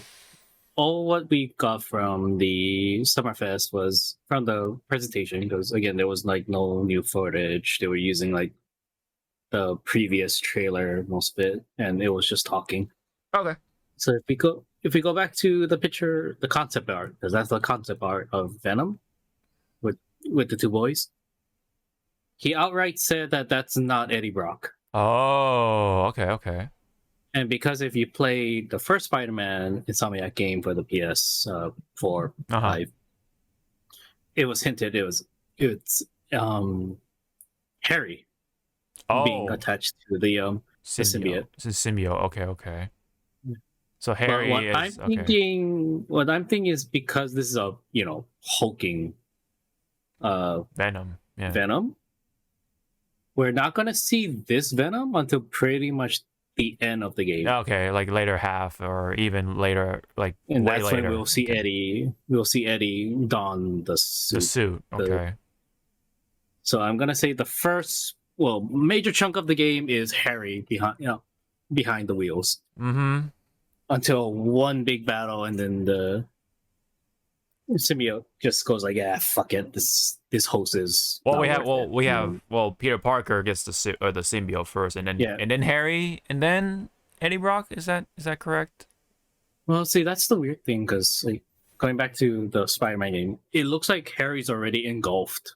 Oh, so you think there's two Venom symbiotes, or no? I'm gonna say like it's Harry, and then one big battle. The symbiote jumps to Peter. Okay. And then it jumps. It to might Eddie. jump back to. Oh, and then jump back to Harry. It might jump back to Harry. Huh. And then big battle, and then it jumps to Eddie. Okay. Interesting. Yeah. Or hell, it could be fucking jump to Miles and we have to fight a Venom Miles. Venom Miles, yeah. I mean, we don't know. We just never know, right? So now I'm picturing Miles with the symbiote suit as Venom. Just goes like this to Peter. Again in Venom's voice. Hey. Yeah. Fucking launches Peter with yeah. electricity. It's like, Jesus Christ. Meanwhile, we have this Final Fantasy game that's not Rebirth just yet. This is Ever Crisis, I think, which is supposed Crisis of Ever. Yeah, I think this is a mobile game or something, if I'm correct. It's a mobile game that combines Crisis Core and FF7. Please tell me I have to play this for the story. I think it's just a fast pace. Like, this is what happened. Okay. So they got bonus. I hope. I mean, there are some gameplays with it. But I'm not gonna play it. Right. It's a mobile game, whatever. Yeah. And then I like this bit right here. I saw the clip of it. He's like, "Oh, speaking of Final Fantasy," and then it was like, "Oh," and he's like, "Oh, hold on, DoorDash, blah blah." Yeah, I saw that. Oh, okay. So now we're on Like a Dragon Gaiden. So let's check out the trailer for that because I am pretty interested in that, especially with what happened with the story. So, especially if you played 6. If you play 6, you know what happens, but yeah. Everybody's pregnant. In your dreams. Anyway, so それで今回の指令はあなた好みの単純な力仕事です。ある人物を警護していただきます。頼みましたよ。コードネーム上流。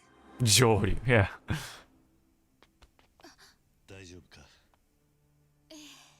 And every fan of this game wet their pants once they heard that voice. Yeah, he returns once again. Even after he said, "I'm done, I retired." Yeah, he's like, That's essentially what kind of happened. It's like, okay, he's back. Okay, huh? Like, I bet you if we were in this universe and we see him walking around, we'd be like, didn't you just... Oh, so is it back to the action game? Okay, that's interesting. They're not doing the turn-based stuff. I think it's only unique to him. Okay, yeah, true. And Judgment, so yeah. What the fuck?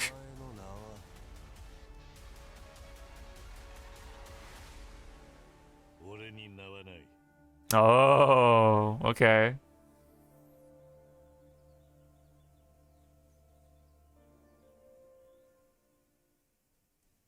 This one kind of like pre-order and get these fighters. Like, oh, of course they would do this. Of course they would do this. They have Daigo. He was like a son of like one of the big Yakuza Godfathers, and then Majima, of course, and then we have Taiga, which is Majima's like buddy. So yeah, it kind of sucks, but whatever. Yeah, pre-order the game. And it's like, I really want to know what did they have to say to him to get him out of retirement. Because I think he left like a big ass impression saying that do not fucking come after me. Do not. I am done. Right. So, but it's pretty much that old like thing of saying, you know, like, fuck, what was that line? It's like every time I try to get out, they pull me back in. Yeah, so it's pretty much that. Unfortunately for our hero Kiryu, yes. But I kind of want to say that,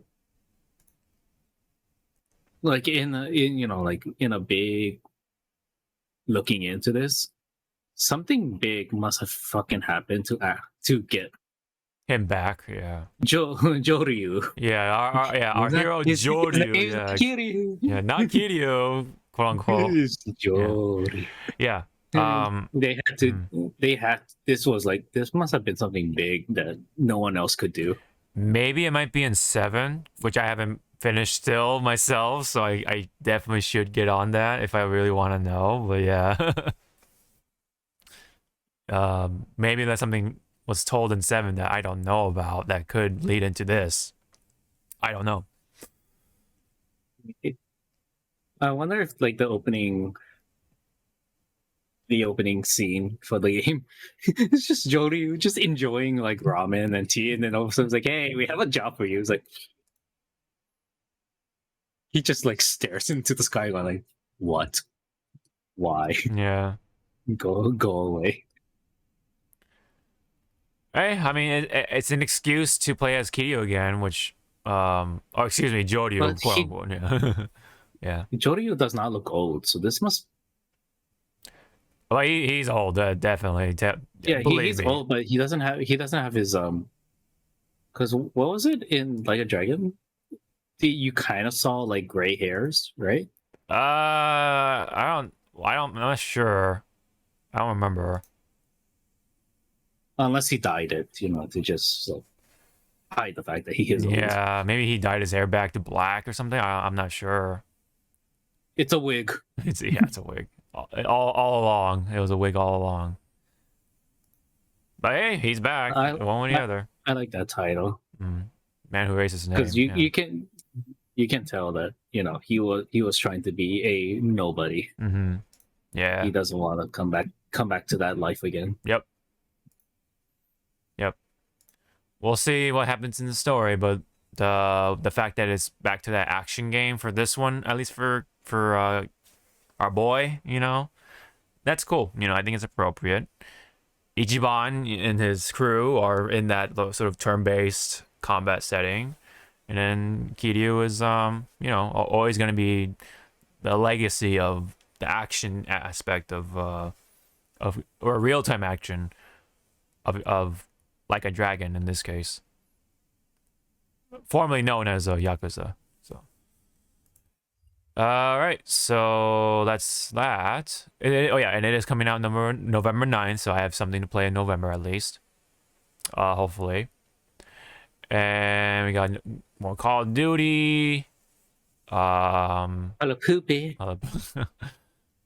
Twisted Metal show. Which I guess it looks good. Yeah, it looks fun, and also the body there as Sweet Tooth is Samoan Joe. So a lot of us are like happy, and then Anthony Mackie getting his ass whooped. yeah. To which I'm like staring, it's like, so about that shield that you have. Right. It's so weird to see Sweet Tooth making a crossover to MCU. Marvel. Yeah, Marvel, yeah. MCU somehow. It'd be so funny, like because the next Captain America is called Thunderbolts. Yeah. So it'd be so funny, like just you have Falcon talking. Wait, is this Thunderbolts or is it was it? Oh, they talked about it. It was like Brave. It was like Brave something. Brave New World or New World, New World Order. Well, that was the previous title, and they changed it to another title.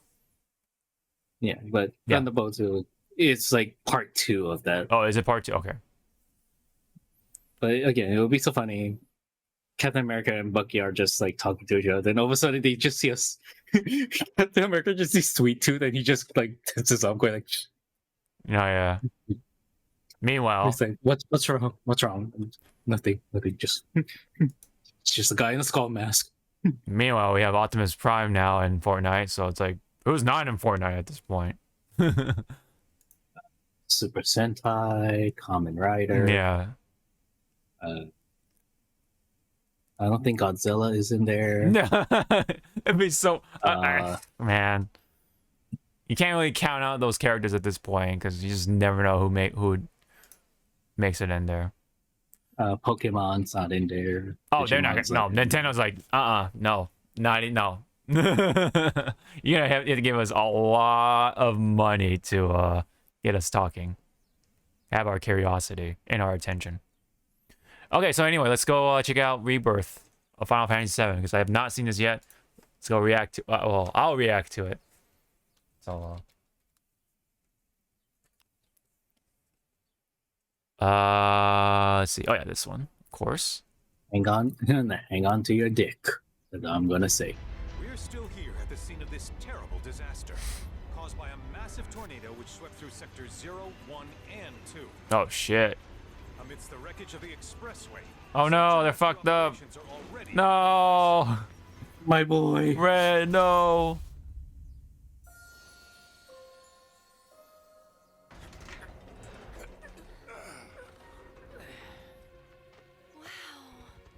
Just look at it all. It's so green. Even after everything we've done to it, it's still going strong. It may look that way, but in reality, it's barely hanging on. Huh. Was wondering, what's Cloud been doing these past 5 years? Where's he? Oh god, the bitrate killer. the foliage. This is gonna sound crazy, but as far as I know, Cloud was never in Nibelheim 5 years ago. The life stream. It is the very essence of our star. The blood coursing through its planetary veins.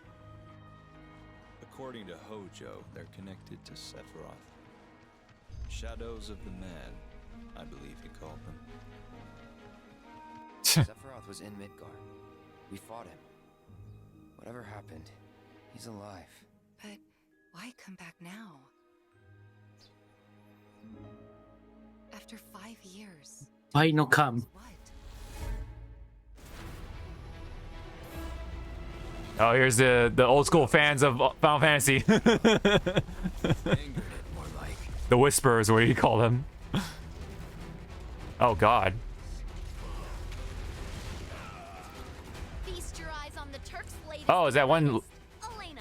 She may be new, Oh, that one dude.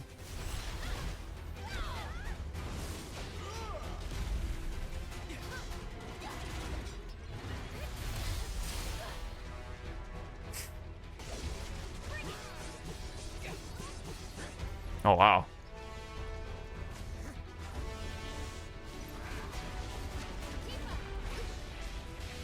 Oh shit, we got team attacks? That's awesome. Oh shit. Red and Yuffie? That's pretty cool. Barret and Cloud, of course. What? Oh, oh. They say she's a monster. That she can peer inside you. Oh shit. The very depths of your soul. That she can become those you hate, those you fear, those you love.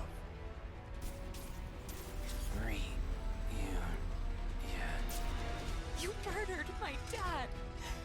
You murdered. Oh, this scene, okay. You know that I killed her. Oh fuck. Who is she?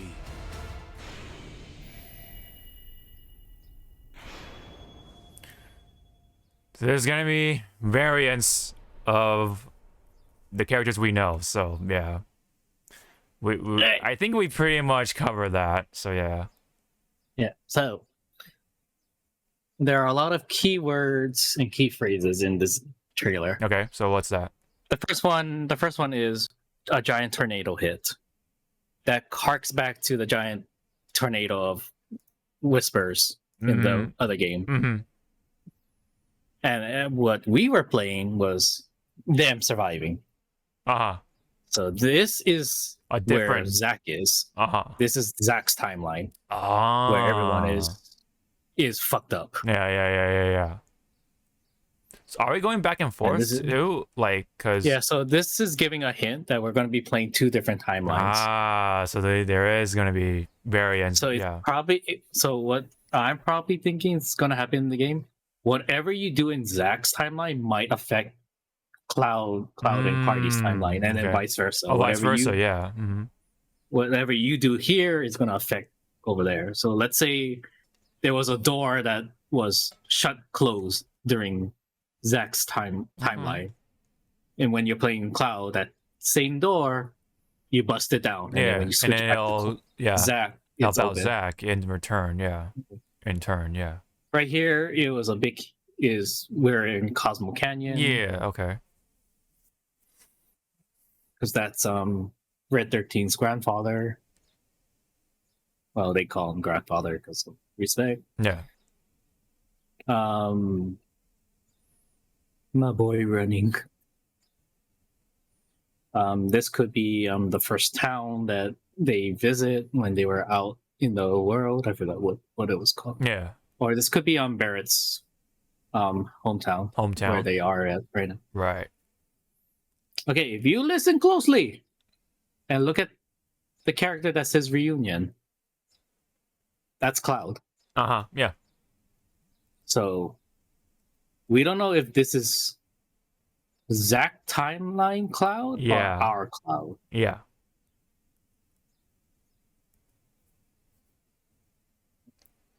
Brother, I believe she is a already made Turk, but I guess in this version she just appeared because she was in Advent Children. Yeah, I'm a little aware of what she is, but yeah. I like how this looks like it was a cutscene, but no, it's in game. Yeah. That whole stuff.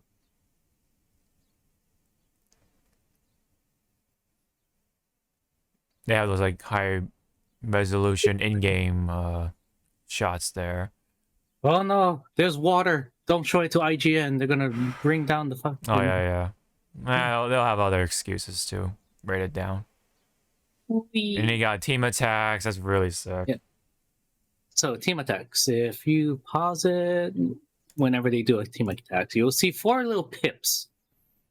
Right. Under, under their name. It's like 5.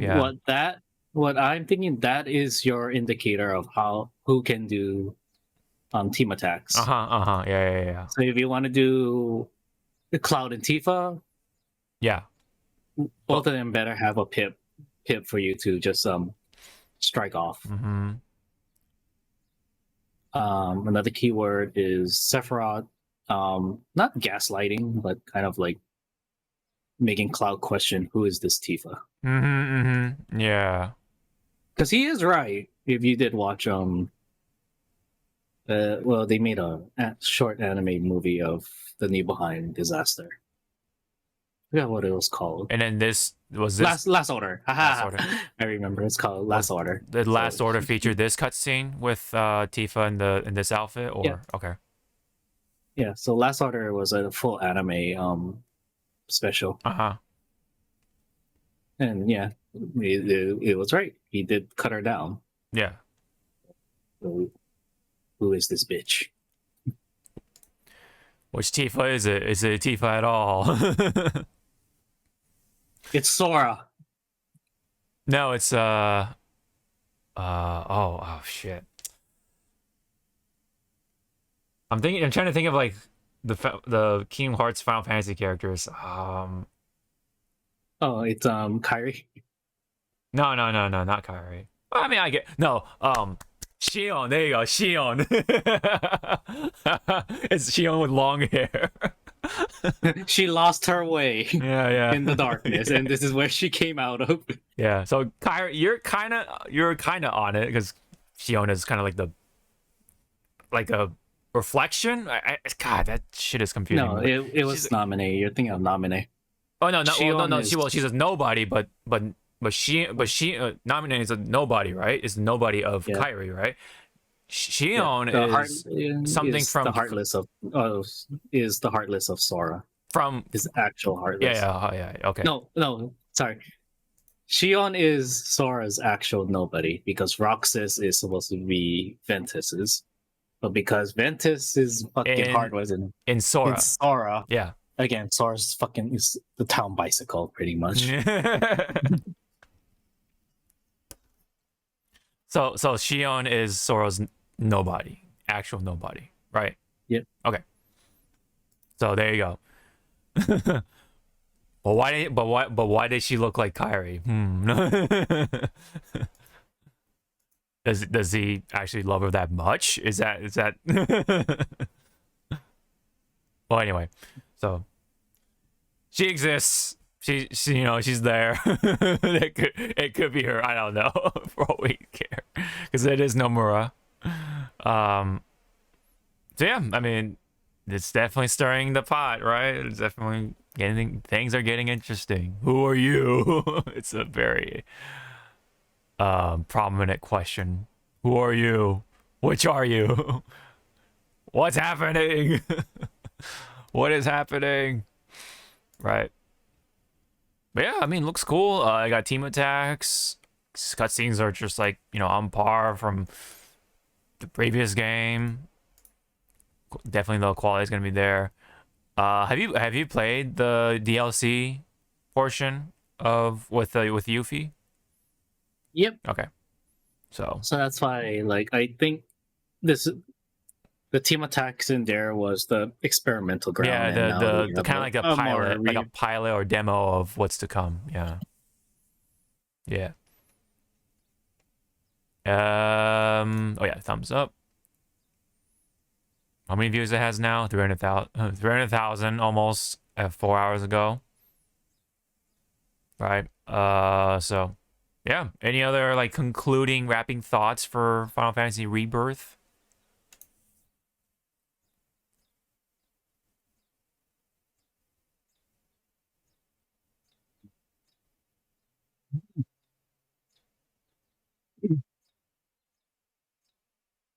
You thinking of something or?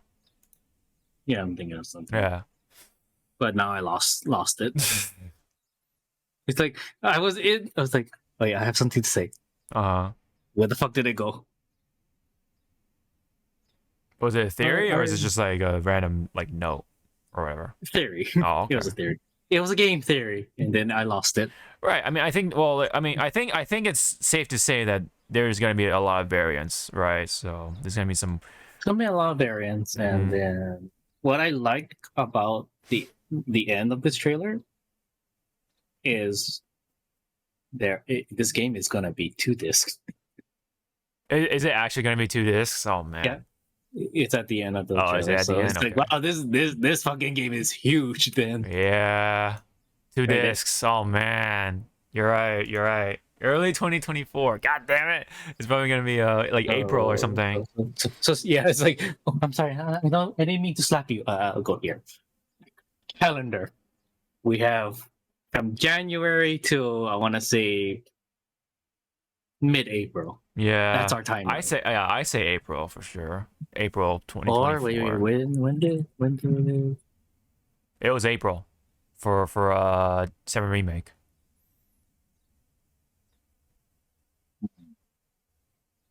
They delayed it by a week though because of the shipping and like the COVID stuff that happened too.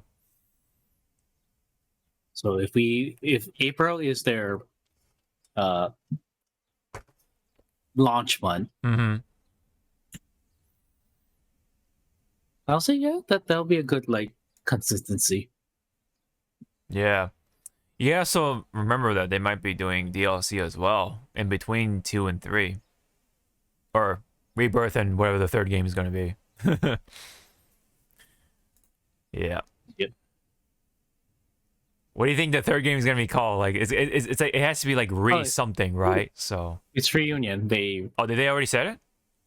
Yeah, it was a long time ago. Was it a long time ago? Okay, I totally forgot. Yeah, it's been long. It's Final Fantasy VII Reunion. Okay, Reunion. That makes sense. Yeah, I swear, if it was called like Remix and then they throw on like Kingdom Hearts characters, that would be so like meta. And then but I want to say third game is gonna have 3 discs. Let's just throw it out there already. Yeah. Jesus Christ. Oh, I'll look forward to it, man. I do want to play it. Does it say exclusive on PS5 though? It looks like it is only PS5. Yeah. Well, I want to say it's time exclusive. Yeah, time exclusive. And then give it like what, 6 months, then it'll be on PC. Yeah. Ish. Yeah, 6 months ish. All right, man. Early 2024. We'll be waiting. So that is it for Summer Game Fest. Yeah, there's some screenshots. That's about it. Yeah. Yeah, overall, it definitely had games for everyone, right? There's some sort of game. Yeah, I'm pretty sure there's like talking and stuff like that, which is why people would call it boring or whatever. But yeah, it had the games, Mortal Kombat, Final Fantasy, all that stuff. Yeah, so yep. Alan Wake for some people, Sonic even. You know, I say it was good. I wouldn't say like it's like oh my god or you know anything like that, but it did its job. It did its job exactly. It's like it did what E3 couldn't because it's canceled and stuff. So yeah, it did its job exactly. That's what it is. And then you have the Xbox One coming up for Sunday, I believe. And then there's Capcom's Direct as well. There's Capcom's Direct coming up, and then there's Tokyo Game Show in September-ish. Yeah, get more shit for like 7. Hopefully, what's that game? It's the other Capcom game. Dragon's Dogma. Oh yeah, Dragon's Dogma, and also the one with the astronaut and the little girl. Pragmata. Yeah, because that thing went fucking quiet after that little like. Sorry, but it's gonna be delayed. It's like. Well, that one's coming out like 26 or 25, right? So that's gonna be. I don't know. It's gonna be a long time. It's yeah. It's gonna be a long time for sure. But yeah, I think the show did its job. Yeah, and probably we might see like a trailer for Street Fighter 6 with Rashid and. Oh yeah, you're right. Because it's relating to because Rashid is fall, so yeah, we'll definitely see something. Or we probably see Tekken too. Tekken 8, like release date. Yeah, release date, like a full game trailer kind of thing. Like no more fussing around with the characters, just boom, you know. But I think with Evo coming up in August, that probably will be the time for Rashid to be debuted as, you know, just for the trailer. I mean, even though I think Rashid is is he summer or fall? I forget. Anyway. It would be so funny. Like, okay, Evo, they show the Rashid trailer, then the last 3 seconds available now. I know. Yeah. Everybody be like going up their seats. Okay, I'm gone. Yeah. Gone. Download. Yeah, because hold on, G Fighter 6 Rashid. Yeah, it's just summer. So I think Aki is fall. Right? I think so. Let me just check here. You know what's funny? Aki does mean fall in Japanese.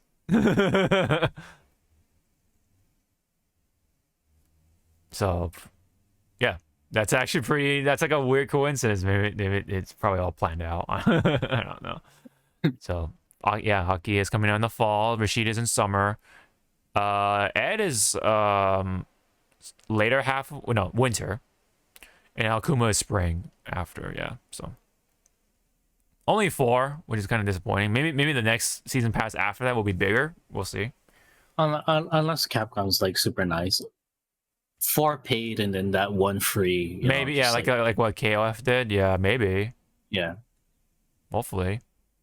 Just to be like, you know, generous, generous, and also like seeing that they're doing very well. Yeah. Their sales not hit the roof. It fucking broke the roof already. Yeah, it's decimated. It's gone. It's in space. It's in space already. Like, dude, it's so much. Like, there's so much. And numbers. I would not fucking hesitate to say that if if Capcom wanted to do like a big thank you, not a big one, but just a thank you for this, they would just throw like a freebie character. It was like already probably in the works and it was in its final stages, but it was going to be saved for like part 2 and just say, you know what, fuck it here. Yeah, maybe. I don't know. Maybe take this one. Yeah. It's like take this one so we have a new open slot for somebody else. Please, and watch it be Dan. No, I was gonna say it might be Dan. Dan. Yeah, Dan. Yeah. Okay. Yeah. What if it was like what if it was like Shin Bison or something? Because remember like God Rugal, shit, like some sort of like Bison variant. It'd be so funny. It's Bison. No, it's JP, but he looks like Bison. Yeah. There's a funny little story with JP, if you've played JP's story, but I don't want to spoil it just for the sake of it. He is the two baby of Rose and Bison. No. It's actually way simpler than that. Maybe disappointingly simple for some people. Anyway. That was Summer Game Fest for the most part. There's still some stuff coming up, but we'll talk about it next week. There definitely is something going on, unfortunately, with Twitch again for the worst. So one of them was, let's get this out of the way. So Twitch announced a multi-year deal with the WWE, which means, I guess, stuff like Monday Night Raw will be simulcasted with TV and I guess with Twitch. Like, they'll stream Raw, I guess, on Twitch, which is very interesting. The weekly viewing experience will be led by a rotating cast of hosts and will regularly feature appearances by WWE superstars, unique and exclusive content such as backstage interviews and more. Viewers can stream the sidecast live every Monday beginning at 8 Eastern Time. So that means 5 o'clock my time. Okay. So yeah, Pacific time. I wonder if this is something like, EEE is saying, like, is this something we can restream? Like, can we restream it, to have a watch party kind of thing? Maybe, I don't know. Hopefully that'd be kind of fun. Yeah, I mean, it's gonna have, let me see. So sidecast, I wonder, okay, so I'm wondering, is it gonna be like the main show? Or is it just going to be all like the extras on Twitch? That's what I'm wondering. Maybe from what it sounds like, it might be like the main show for the most part. And then you have like the extra stuff that's saying here. But I guess it's interesting. It makes sense in today's era because a lot of WWE fans do play video games, right? And they watch streams on Twitch, I'm sure. So it makes all the sense in today's culture. So I think that makes sense. So I guess in a way it's a W, and yeah, WWE with the W. So I don't know. What do you think? What do you make of all this? Before we get into the real actual shitty stuff. Let's see. It says that it's a multi-year deal. Right. What is it actually? Probably only 2 years. They're just saying. You think that's so? Is there? You really think it's that short? Yeah, I think it's gonna be short. Maybe 2 years because it's an experiment, and then if it goes well, they'll extend it. Goes well, yeah. But and then this is WWE, and it's gonna be what's it called? Broadcast simultaneously and all that. WWE has a lot of copyright freaking songs, so how the hell is that gonna work on Twitch then? Well, that's probably something they worked out. So with the music and everything, I hope at least that's what I expect. Like it's Twitch. It'll be so funny. It's like, yeah, we know. Like here's Twitch. We know that you have the music. Okay, we'll play it. We'll let you play it. Then all of a sudden, the vlogs those music sections are fucking muted. Oh, I know, yeah. Because someone forgot to give the flip the OK switch on. So does that so wait a minute. Does that mean like can streamers can just like play WWE music in their own stream? Is that like that's the thing too. It's right. Like does that mean we can do that? But I don't know, maybe it's only for the show or something. Maybe that's just like part of the deal or something like that. Maybe that's something you can't like just just play a willy-nilly in your stream or something. But I don't know, like it'd be kind of funny to blast Kane's theme in your stream, right? Like for something, for example, and that's an example, right? My question also, go ahead. Or Edge's theme. Yeah, Edge, Chris Jericho's theme. Like, I wonder though if you can do that with like John Cena's. John Cena, of course, yeah. No, what I'm wondering is, can you do that with the retired superstars, like their themes, like Undertaker, Stone Cold Steve Austin, and like Mankind, HBK, Triple H, I guess you could say in a way, or Generation X, right? Or should I say DX? Excuse me. And then what's another one? Mick Foley, Mankind / Cactus Jack, Andre the Giants. Oh yeah. Like if you're talking about like super old school, yeah, for sure, dude. Yeah. That's what I wonder. Yeah. If that's something we can just like play without any problems, like as like a side effect. Also, I was gonna say, speaking of like retired wrestlers, apparently so I keep forgetting what the summer event is called for wrestling, because I haven't watched. Oh, SummerSlam, like, or is it like SummerSlam? Okay, SummerSlam is the last match for Edge. Oh, I heard about Edge retiring like for good. Yeah, he's retired. He's retiring match, and I'm like, oh god, because when you think about it, it's like, damn, already? Yeah. and then my sadistic ass is like, you should have retired like years ago. I know. I mean, he retired once, and then he came back, and then now he's retiring again. Like, geez, man. Oh, another wrestlers theme song. You were saying like what can we use or cannot use? Yeah. Fucking Eddie Guerrero's. Oh yeah, I know, right? Yeah. That's another one. Yeah. I kind of want to blast Kurt Angle's music. It's so good, dude. It's so good. In so many ways. I love the story behind that. It's supposed to be inspirational. Then you had that big chunk of his career of everyone saying you suck. You suck. He getting pissed, and it was like, no, you're not telling me I suck. Yeah. You suck. Yeah, but now he's just kind of just like it's a tradition. Like he's okay with it. Like he absorbs it. It's all part of his like character. It's funny of how that like turned out. Yeah. Yep. He's kind of like an anti-hero almost, right? With Kurt Angle's character. Like, yeah. Again, another wrestler that should retire, but I guess it's only on their terms. Rey Mysterio. I think dude, he needs to have happiness. Like, he needs to retire. Yeah, I mean, there's the storyline going on with his like I forget, it was like his son or something, like Dominic Mysterio. I think that story is still going on. I think I could be wrong. Thought it ended with Eddie.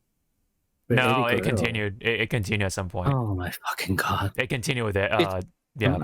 Without Eddie. Yeah, but still, that whole storyline with Eddie being the poppy, I was like, that's really good. Mm-hmm. But again, it should have ended when the passing. Yeah. Right. Yeah, well, they continued it. I mean, yeah. Hi, people. We're old fucks when it comes to wrestling. Yeah, we're kind of. I got into. I was part of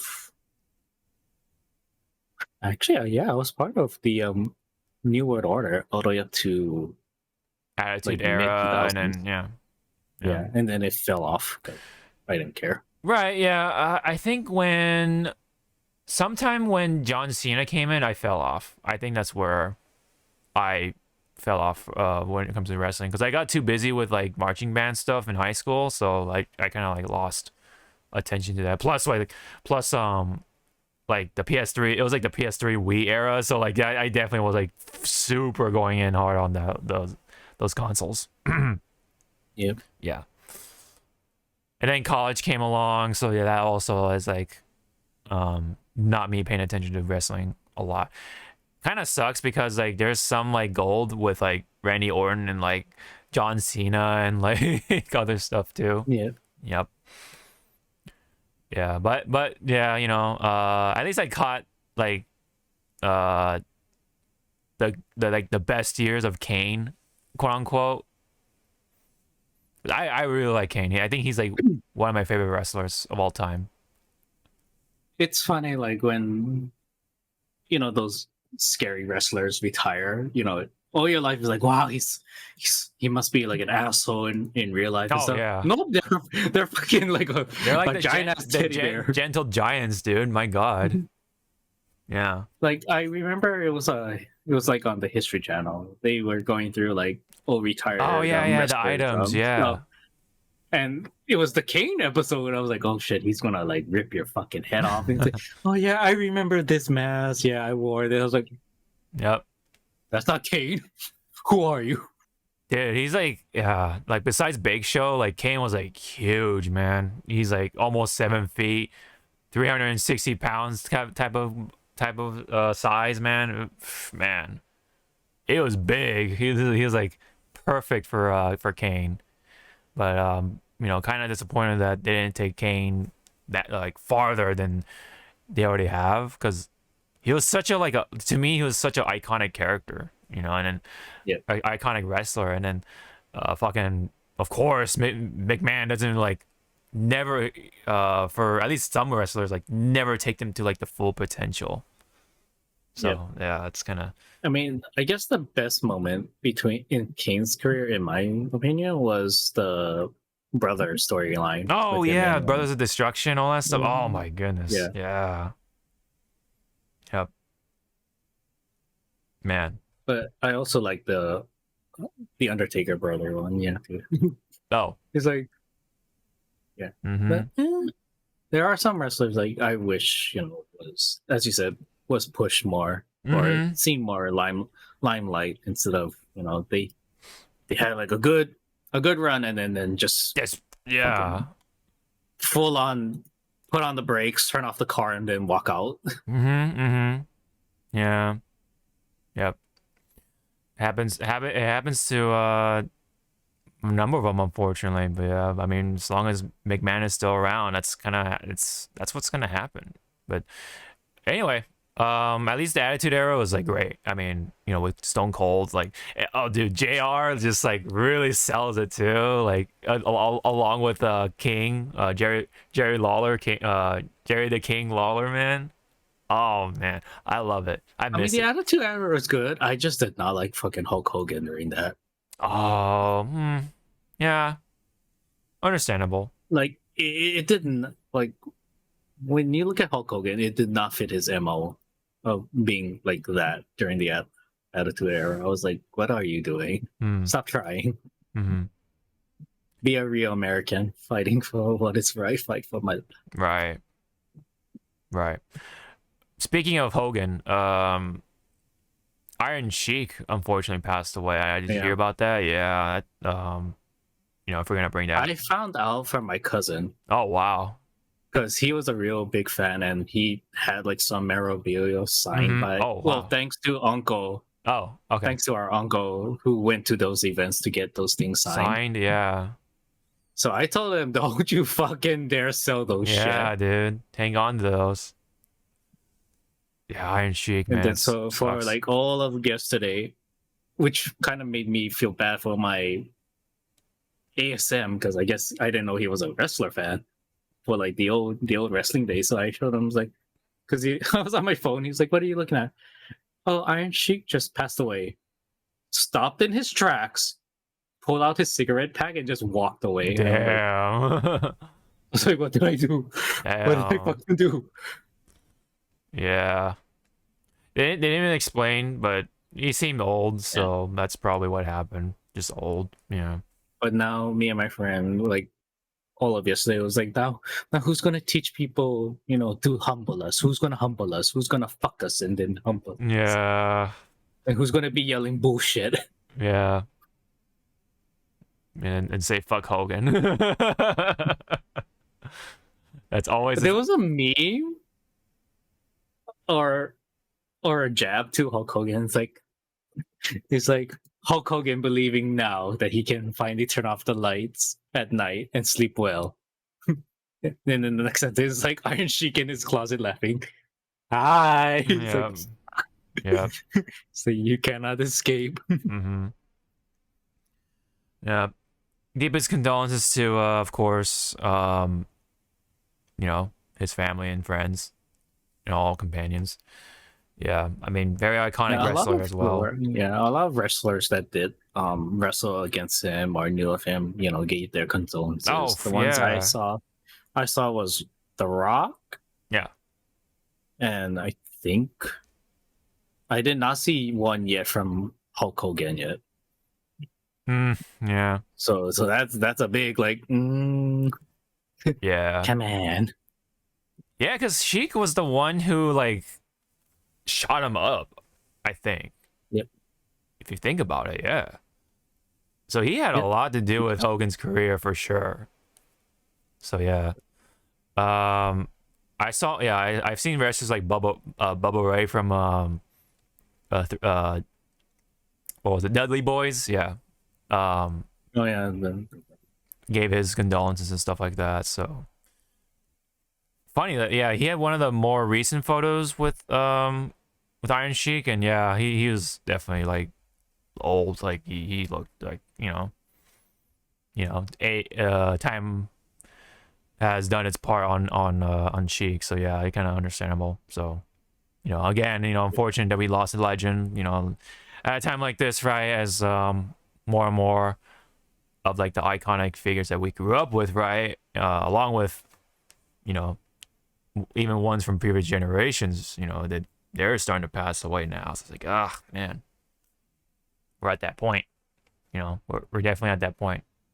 That's happening. Well, anyway, more shitty stuff. Meanwhile, Twitch is being shitty once again. Oops, I think that's the same link. Basically, TLDR, they were trying to take away the any branding or ads that weren't from Twitch.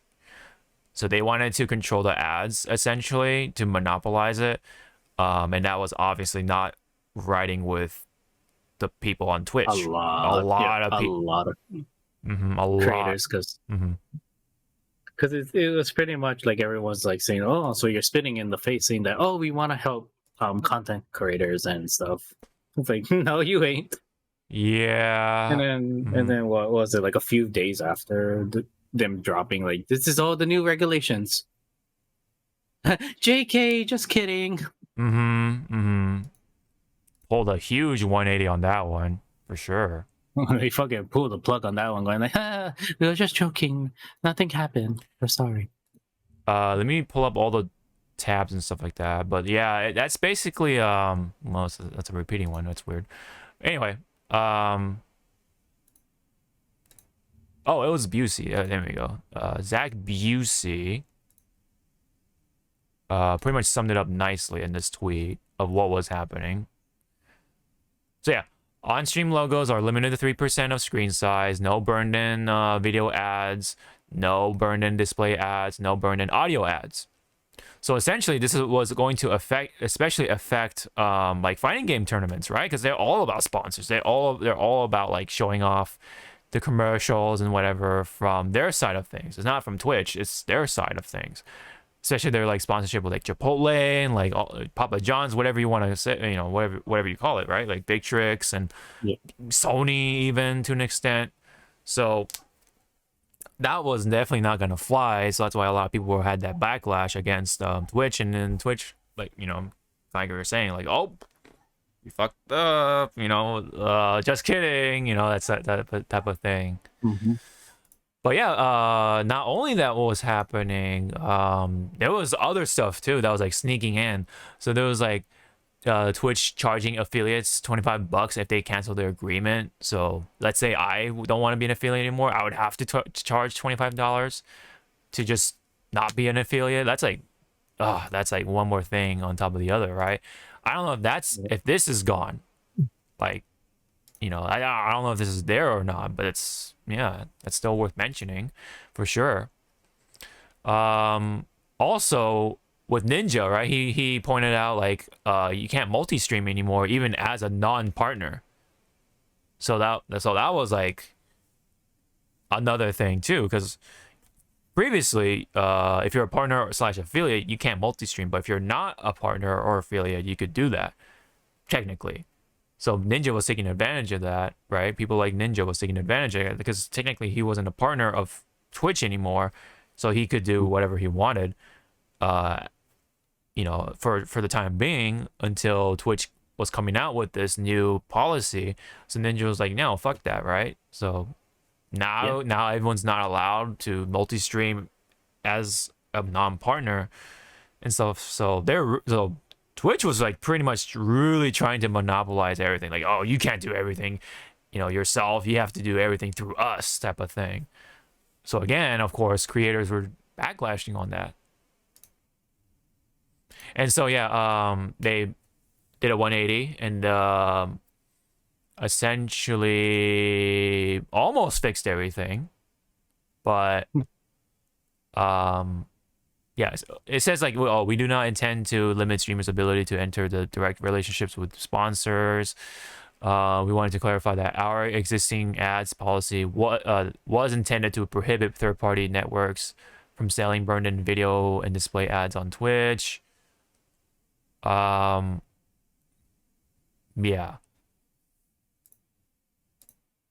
Like they had pictures and everything too, so that was like, yeah, you see these like pictures and all that stuff. They have visuals, so they're really like, we're like trying to like make sure people understood what they were trying to do in the first place.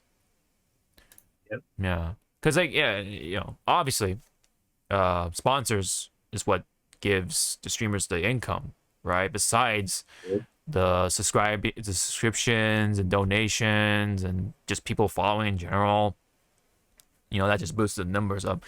But sponsors is a huge chunk of it, and Twitch was gonna take away that chunk. So on top of you know, they Twitch doing the whole 50-50 split thing, right? That was another bad one too. You know, just, you know, L's upon L's, right?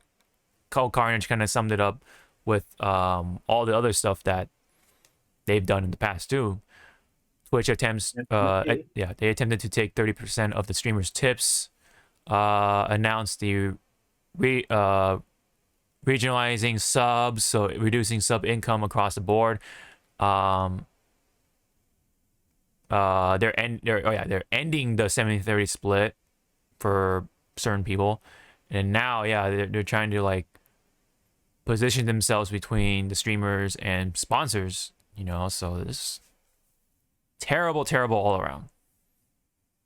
Did you have anything to say about it? No, I was gonna say, like, what everyone's thinking of Twitch right now is like they are fucking shooting their foot right now. Oh, their foot has been filled with bullet holes from before, and now they're shooting it more, like, you know. Yeah. I think they're trying to shoot it off now. Like, they want it detached at this point. Foot? What foot? Yeah. At that point, it's like a prosthetic foot, and now they're shooting the prosthetic foot. It seems like, right? Twitch again is like, Jesus, Twitch, do you even know what you're doing with this platform anymore? Right. Like, I think they they're core members of Twitch, so like the hires and stuff. Forgot, kind of like, you know, they were here to help, you know, everybody, not fucking close so many doors, or what's the word I'm looking for? Not funneling, but like just it's a term. I get what you're trying to say. Like, yeah, like, yeah, like, fuck it. Like they're just being controlling. Oh yeah, they're they're trying to monopolize it. Yeah, so. And it's not even a good way. It's just like, oh yeah, what the hell are you doing? Mm-hmm. What's funny also is that if you look at this, these prohibited, you know, these terms, right? When it comes to prohibited branded content categories, they don't allow like cannabis stuff, political content, medical facilities and products, but they allow alcohol for some reason, right? Even though alcohol is just as dangerous, if not even more dangerous in some aspects, right? So why is that still allowed when like political content is like, that's just, I don't know. Overall, I don't think that should be an issue, but alcohol is allowed. That's so weird to me, because alcohol actually does harm to you if you consume it too much, right? Like, of course, you know. But when it comes to political content, that's just like, I don't know. That's a case by case basis, I believe. Yeah, the political content part is pretty much case by case, or you know, you have to know your audience before you open your mouth, or you open that door. Oh, open that door, yeah, exactly. But no, you can't have cannabis, can't have weed, but you have alcohol. Yeah, I was gonna say, why not with the cannabis? Because some are the most harm I've seen someone high off their ass was their wallet dying when they're going to get food. No, yeah, man. Yeah, when they get the munchies. That's why again, yeah, when you have the munchies, and I've seen it, it's fucking hilarious. Mm-hmm. Like I would have a friend that would not eat this shit sober, but when they're high as fuck, they're eating it like it's nothing. I'm like, your stomach is not gonna forgive you when you get back to reality. Yeah, when you're sober up or whatever. Yeah, so when you're and then lo and behold, they're in the fucking bathroom for fucking 30 minutes. What did I eat? I slide the fucking like empty package like under the door. This is what you eat. Why didn't you stop me? I was laughing my ass off. Sorry, you were good at entertainment. Yeah. Well, anyways, are you dying? No. It's like, are you dying? Yes, I am. Okay, my job is done. Right. So So a lot of messed up things still happening with Twitch. Very just inconsistent, hypocritical. You could call it that. Like, so much to describe Twitch in negative ways. It sucks too, because it's like pretty much most people stream on there, right? Besides YouTube, you know. YouTube has its own problems with streaming and stuff like that, and then policy wise, yes, too, that too. But Twitch, man, it's just a different beast when it comes to that bit. Yep. And they're just continuing to make it harder to just stream on their platform without any second thought. It's just, man. They're definitely not making it easier. And you know what's funny? When they released this tweet from Twitch, it says, yesterday we released branded blah, blah, blah. The guidelines are bad, blah, blah, blah. But Twitter was like, you still have, they had this for context. It says, Twitch's terms of service will still state that Twitch users / streamers may not insert embedded advertisements or banner ads. So it's still there. They didn't like get rid of it. They're just like talking about, oh, we know it's bad. You know, it just seems like, yeah, because it's still there. This section 12 or whatever is still there. It's not like they got rid of it. They're just acknowledging that it's bad. So some of the terms are still like there. Maybe it is just a matter of them actually enforcing it or not. But yeah, it's just so funny that Twitter called them out for it of all things with this system. with the context sort of feature. Yep. So that's pretty much the gist of it.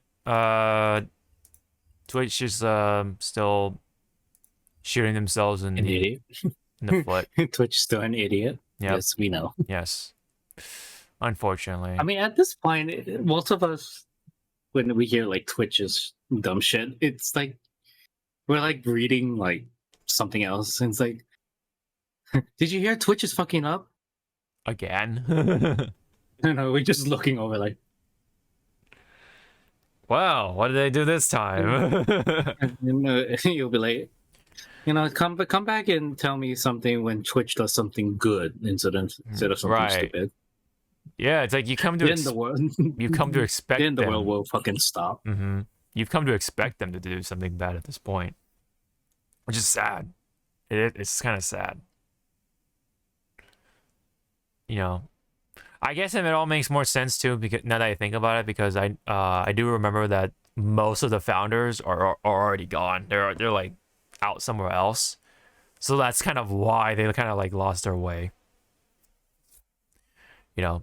There's so much like political correction going on, and then giving in to the advertisers and stuff like that. Like, oh, you gotta do this, you gotta do that.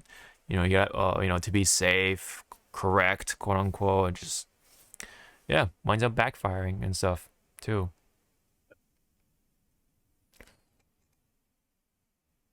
That's why, like, I always think, like, people who are trying to come, the upcoming streamers really need to like have a backup plan if they want streaming to be their main source of income. It's just like so scary because you just never know what will happen with Twitch, or just companies like Twitch, or even YouTube too, to a large extent, right? You just never know what happens, man. They could just fuck up so bad one day that's all gonna be gone.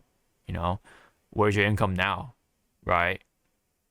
Like, I would say like maybe top 50 or top 100 will be fine, just because they've already made so much money at that point and they already have the traction. But like when it comes to like the middle people, everyone else, especially in the middle, right? Like, what's gonna happen to them? Can they find jobs immediately? Like, probably not. Maybe not a good chunk of them, man. I understand that people want to make this their main job and stuff, but that just it's so like risky. It's so lopsided, right? Like, you just never know what happens in one day. So you're really pretty much like in the hands of this company that just fucks shit up like every few months. Yep. Yeah. Alrighty. That's all I got, so I think we can move on. We have no more additional comments. Yep. Let's go. Let's go. All right, one quick thing from games section. So remember when Apex Legends said that they weren't gonna do the mobile game anymore? Mm-hmm. They have a trailer, a new trailer for Apex Legends Mobile, but it's only for China. Yeah, for China. Mm-hmm. So I wonder if it's just that the Chinese branch for Apex Legend is still going to continue it. Yeah, so I think it's, but look at this though. Like, who are these characters, right? Like, they look entirely different. Like, look at that. There's like all these like anime characters. Anime looking characters, I should say. Oh god. Is this Lifeline? As an anime? I don't know. Who's Bloodhound then? Right? Oh, that's Wraith. There's Wraith. Look, Wraith looks fucking different. So I think that's why, like, China wants to keep making the mobile game go, keep going. So they pretty much had to. They kind of like rebranded it almost. Like, yeah, rebranded. Oh, there's Valkyrie. Who's this? Is it? I don't know. Is she? Wait, I don't know. It's hard to tell. Like this is like an entirely different game almost, but it's still Apex for some reason. I think the one in the hat is that supposed to be Bloodhound? Is that Bloodhound? I don't know. Yeah, it's very confusing. Like some of them are obvious. Like that's Wraith in the middle, and then Valkyrie's off to the right. But the rest of them are kind of like, what? And then the purple hair girl with the pigtail or whatever, it's kind of like Lifeline. Yeah, I don't know, man. Very confusing. I want to say the one in the glasses with the white hair. I think that's supposed to be Mirage. Maybe, yeah. That's so weird though, that of what they did with the mobile game, and it's still called Apex Legends. I guess. Maybe it's from a alternate universe. These are variants. Yeah. Yeah, it's like a alternate universe mobile game of Apex. Yeah, some people are like, "Is that Raiden?" It looks like Raiden more than anything. So that's who has stolen Lifeline Shield. That's funny. Bootleg Wraith. Looking nice. Bootleg or upgrade? Yeah. That's the question now. Right? Bootleg or upgrade, yeah. It's weird of what they did. I mean, it's like the keyboard meme, right? You have the enter button as upgrade.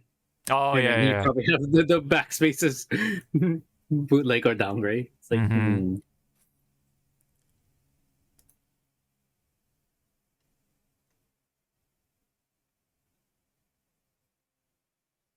Hacker God? Huh. I'm kind of confused. But yeah, I think it is Apex. Oh god. I believe it is Apex though, because of Wraith. And then Valkyrie, for sure. But yeah. And of course the guns too. I believe that they have the same guns. Or yeah, that's an R301. Yeah, and then the sights. Oh yeah, there's the R301, the Mastiff, and then yeah. But man, it got rebranded like crazy for China. So that's that. Let me see. So I think, well, I'm pretty sure that's gonna be separate from like the main Apex team, so they don't have to like waste their time. Yeah. So hopefully that's the case. So they gotta fix that ranked mode though, man. It's terrible right now. That's why everyone's in pubs, and so it's harder to win in pubs right now again because they fucked up the ranking system again. So all the sweaties are in pubs again.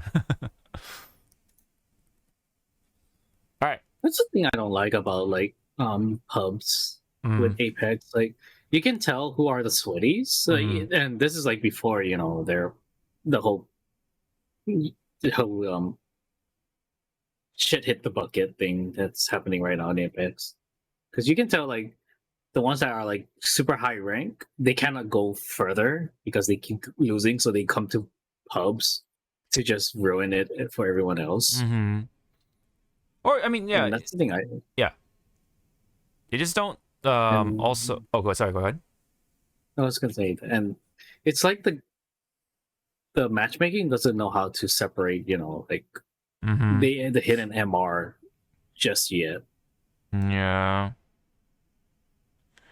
I'm sorry, if your MR is like, let's say 6K, you should not be in a freaking lobby where everyone's like below 2K. Like, I'm sorry, get the hell out. Dude, yeah, we're like fighting predator rank and like gold, like master rank, or whatever you call it. Dude, it's ridiculous. I'm like bronze, man. I'm like rookie or bronze, and I'm just fighting these like predator ranked people and shit. I remember there was this one time I was playing with my friend in Apex. Mm-hmm. The whole lobby, because you can see the streams, of like who's Predator and stuff. Half of the lobby was fucking Predator. Like I was like the shiny shits, yeah. Shiny. I was like, I'm scared. It's like I was like, I am scared. So I guess like when we were dropping, we saw one Predator by himself. So we just went fucking gun for him. We were like, fuck it, make a statement. I mean, we won the battle, but I lost 2 teammates, including my friend. Jesus fuck. So you almost lost that one. Yeah, against one fucking Predator. I was like, this no. I was like, this no. It's like you should not be here. I mean, that's what's more funny, which I wished I saved the screenshot or the message. I guess the Predator was on PC and he messaged me like, "Get the fuck out of this game, you fucking scrub! Why you 3v1 me in the beginning of the match?" I was like, "Because you're out here. This is a rookie match. Why are you here?" Yeah, like don't hate the player, hate the game, because the fucking point system is shitty. How they give out points is shitty. Like they put an emphasis on placement, not so much on kills. Or so that means like you don't. It's like that story we talked about, right? Like that one player was like, he made it up to Predator just by doing nothing, like by just being a rat. Yeah, being a rat, exactly. He just placed high, didn't shoot, and he got Predator. It's like, what the fuck? And this season is like definitely like that happening, man. Like you gotta place high, even though you got this many kills, right? Or especially when you shoot down gold or master or predator ranked. It's like, yeah, why do that when you can just sit around and wait till you get like down to like what 3 squads left, and then you could be happy or something or whatever, like hypothetically speaking. But still, it puts an emphasis on placement. You don't get good bonus points for number of kills and whatever. What the fuck? So dumb. Yeah. So that's why everyone's in fucking pubs. So it's like it's hard. It's hard to like get those W's in pubs. Still do some time to time, but it's hard. You know who's from where and shit. So sometimes we just go to fucking the mixed playlist. So we play like team deathmatch and like what is it, control and like all that shit, like all the other modes. You know, that's where, because you get so much more damage counts or whatever. So probably just gonna go there, honestly, like half and half, if not more, in comparison to pubs. It's ridiculous, man. All right, anyway, enough about Apex. I wanted to point this out. Pixar has laid off 75 people. I don't know if you heard about the story, but there was a woman that was also laid off, right? She was the lady who essentially saved Pixar, especially with Toy Story 2, because she had a backup on her computer, and the main project file was deleted for Toy Story 2. But because she had a backup on her computer, they finished it, and she was a sole, like, essentially painted as the sole person who saved Toy Story 2. But she got laid off. Yeah, she got laid off. She got laid off along with the person who actually essentially made Toy Story or helped make Toy Story. So that's ridiculous. I don't know if you heard about that story, but did you have any comment about any of this stuff? I don't think it's a coincidence that some of these people are getting laid off because of the current writer strike. So.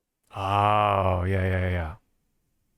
So, I don't want to be an asshole, but I think this was kind of like within like corporate greed getting Disney reeling their fucking ugly head again. Yeah. Going like, oh, we have a chance now to just go, okay, bye. Yeah. It just goes to show that like they'll just lay you off like that, even though how much you've contributed so much. It's like, all right, Cool, man. You're off. You know? You helped us make billions or millions. Cool, man. You out. Go fuck off. That's so fucked up, dude.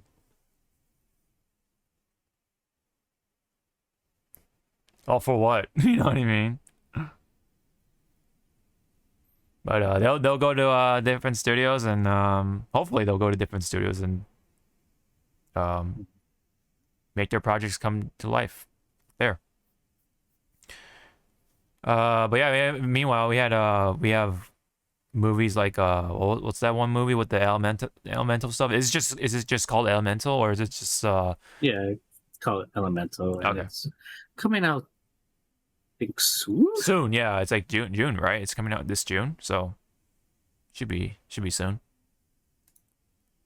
That one looks neat, but we'll see how it turns out, you know. Yep. Fire and ice, man.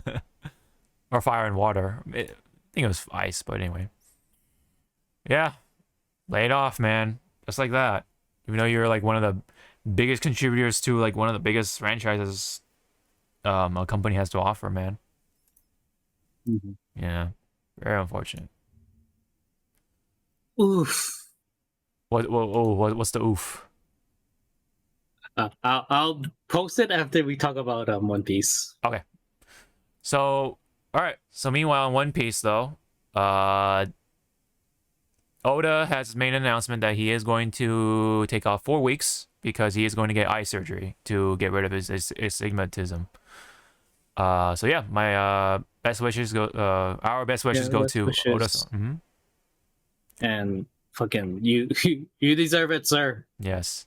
Fucking how many fucking chapters you pump out? Yeah, it's over thousands, man. Also, you have to go to like the animation studio to make sure they're not fucking up any of the. Yeah, he's designing characters for the movies too, and like the filler arcs and all that stuff. Arcs and like this man needs that break. I know.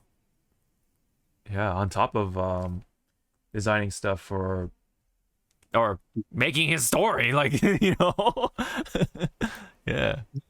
It's like please don't do a Gintama on my baby. So you can see the illustration here. He drew Frankie shooting eye beams, and Luffy and Chopper are like, whoa, like amazed, right? As in the story. It says that I'm going to have surgery to correct my astigmatism because it is interfering with my work. I have been discussing this with Shonen Jump chief editor since last year, and will be taking out 4 weeks. I'll be able to beam out of my eyes. It's essentially.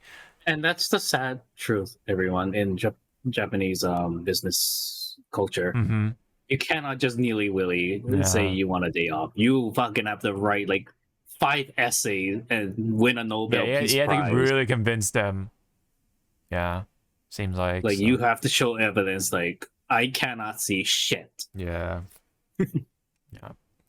It's a tough business. It's a tough industry, man. Yeah, it is. That's why like some people going like, I want to work in Japan. It's like, no, you don't. No, you fucking do not want to. Oh, dude, the work environment in Japan is rough, bro. It's super rough. So yeah, best wishes to Oda-san. There are still a couple of chapters coming up for the manga side of things, so we still have some to look forward to. But for issues 29 all the way up to 32, he's going to be missing. Yeah. Is that a 0/5? I'm not sure what that's supposed to be, but it's the. I don't know, unless it's supposed to be a Korean character. No, I'm still gonna say it's 32.5. No, it's 29 through 32. That's the issues he will be missing out, and yeah, so One Piece will be on pause for those issues. Oh, sorry, did I book your notes? I'm sorry. Yeah, so. It's like Zawa's losing it. Yeah, I know. You're really like selling the red thing in the background. just like WWE is, the whole selling thing, right? But wrestler sale. I mean, I also learned about the broadcasts in the video. You cannot have GIFs. What? In the background. Oh, that's weird. you can only have stationary pictures or videos. Oh, that's weird. So why don't you just make the GIFs, convert the GIFs into videos? It's a video, right? Yeah. An endless loop. And put it in a loop, yeah. Yeah. There you go. That's weird. But yeah, still a couple of chapters to go, so that means we still have some stuff to look forward to. And then but I think from there, yeah, we have to you know, wait for 4 weeks and then him to come back and stuff like that. So yep, that's pretty much the gist of that. So yeah, best wishes to Oda's health. Yep. Speedy and safe health recovery. Yes, for sure. Okay, and please watch some animes, or listen to some animes, because I don't think you'll be able to see it like in the first week. Or so. Yeah. I'm sure you'll have some form of entertainment for those 4 weeks for sure. All right. So this one, yeah, it's for you, big Sonic fan. Oh boy. It just popped up on my Twitter feed. Thank you, Eiichiro. And I was like, Jesus it's a meme. Okay, I thought it was gonna be like like big news or something. But all right, it's a meme. But when you read it and then you think about it, it's like, shit. Should I be laughing or should I be like? Yuji Naka like watching the caption is like, should I be laughing or should I be like? Yuji Naka watching the Sonic Superstars trailer from jail, and it's like, yeah, the gorilla's like, that's my son, and he's just watching from prison. Oh man, damn, that's fucked for those up. that don't know where this gorilla's from, it's from Sing. Okay. The movie. Yeah. That's the dad for Johnny the gorilla. Oh, okay. But again, this whole meme really made me like, I should not be laughing, but fuck, it's funny. Dang, man, yeah. It's funny to me. Well, technically, I don't think Yuji Naka is the creator. That's someone else. But yeah, he is one of the founding, I guess, members of the whole Sonic franchise, I guess you could say. So yeah, I guess it still works. It still works, but again, it just falls onto the he's the co-creator. Co-creator, yeah. Let's just say co-creator, yeah. But still, it's like again back. Should I be laughing or am I going to jail? Or am I going to hell? He is. he went to jail, yeah. So, but for us, it's like, should we be laughing or are we going to hell? You kind of did something fucked up, so yeah. Inside trading, so yeah. Well, speaking of going to hell, I love the memes. I'm not saying I love it, but it's kind of hilarious what's happening to northeast states of the U.S. because the Canada fire and stuff. Oh yeah, that's crazy, dude. Yeah. So, okay, the memes I saw was like, wow, the Mexican filter is on for you guys, huh? I was like, Jesus fucking Christ. I know. I think I saw that one too. The one the other one was like, the other one I saw was an FF14 reference of saying like, wow, they brought this area to the real world. Yeah. And then the other one was I guess it was a billboard for Diablo 4 with Lilith. Oh, like yeah. that. And you're looking at her, and then you look at the sky. I think that's the one I saw. Yeah, I was gonna bring up. Yeah, it was some sort of Diablo stuff. It's fucking funny. Yeah. But what's going on in Canada though? Yeah, it's fucked up because forest fire. Because I think it's just hot and dry or whatever in Canada, so that's why. And plus, like places like Seattle is like hot too. And then meanwhile in California, we've been like, what's with this like cold weather in summer? Like, what the fuck, dude? Like El Nino, like fucking up the wazoo, dude. Weather's been crazy. I think too. I'm like, it's like, wow. You would think all these places that, sorry to say, is like having fire and stuff. It's like I only hear it from California, but you guys are okay. Yeah. You guys are just like looking over, like You guys okay? Yeah. You need water? Okay. We've been getting gray weather, dude, like for a good while. Like, what the fuck? It's been gray so long, it felt like. So I'm like, what's going on in Cali? Somebody in California must have like struck a deal with Cthulhu or something. I know, right? With Cthulhu. Cthulhu, I will be your ever servant if you give us Californians good weather. Yeah, for the next few days. Okay. Really? Oh, it's been weird, dude. It's been so fucking weird. It's summer, like it's June, right? But I haven't felt hot weather like yet. Yeah, I bet you guys were like Californians were like prepping. You guys were prepping for hot summer. Yeah, like get the air AC ready, like all that stuff. Like what the fuck? And then you guys are like all ready, like with your just like light, clothing, and it's like like clothing. And then you walk out the door. It's like, why is it cold? What the fuck? It's like, did I overdress? Yeah, yeah. Dude. I was when I was like sleeping at one point, like I was in my summer clothes, and I'm like, dude, why is this? Like, am I getting cold? Like, what the fuck? I gotta like bundle up and make sure blankets in the summer. Like, it's so weird.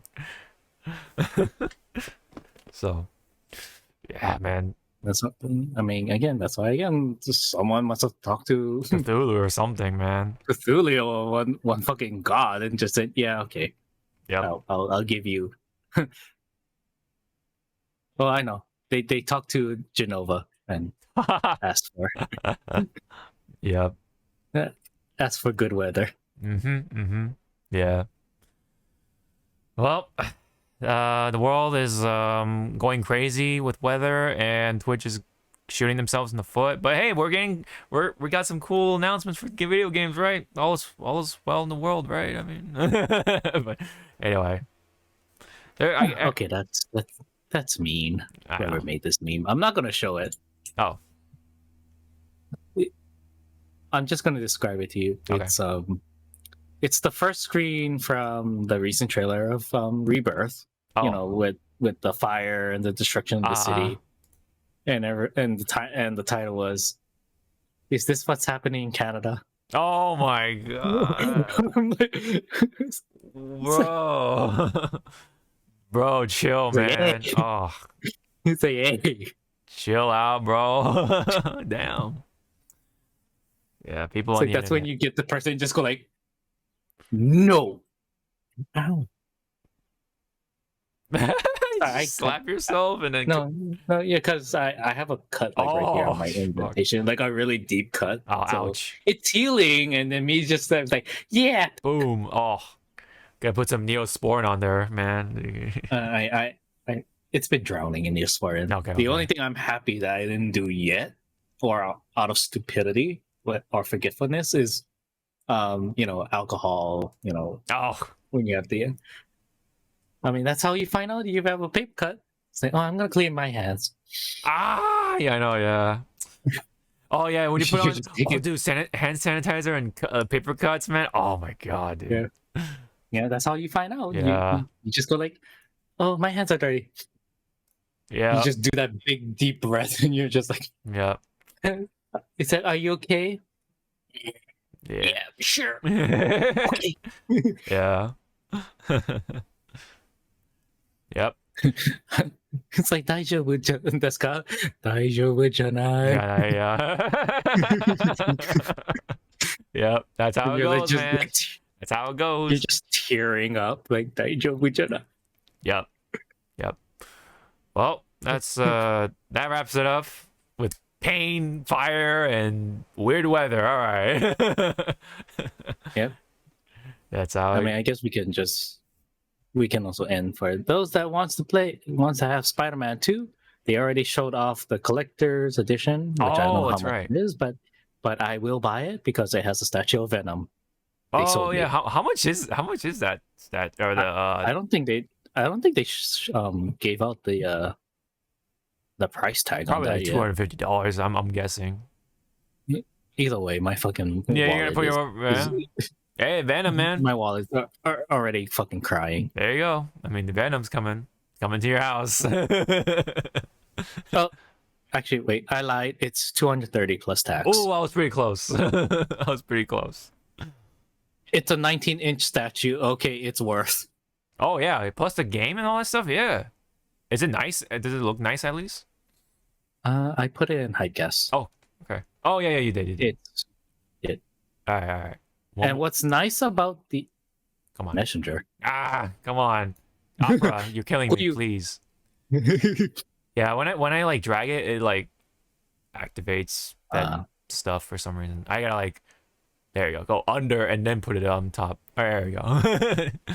weird nuance. Anyway, okay, I like it. Okay, it's a 3-for-1, and I'm glad that Spider-Man and Peter and Miles are fucking tiny compared to Venom. Yeah, for like scaling and stuff. Yeah.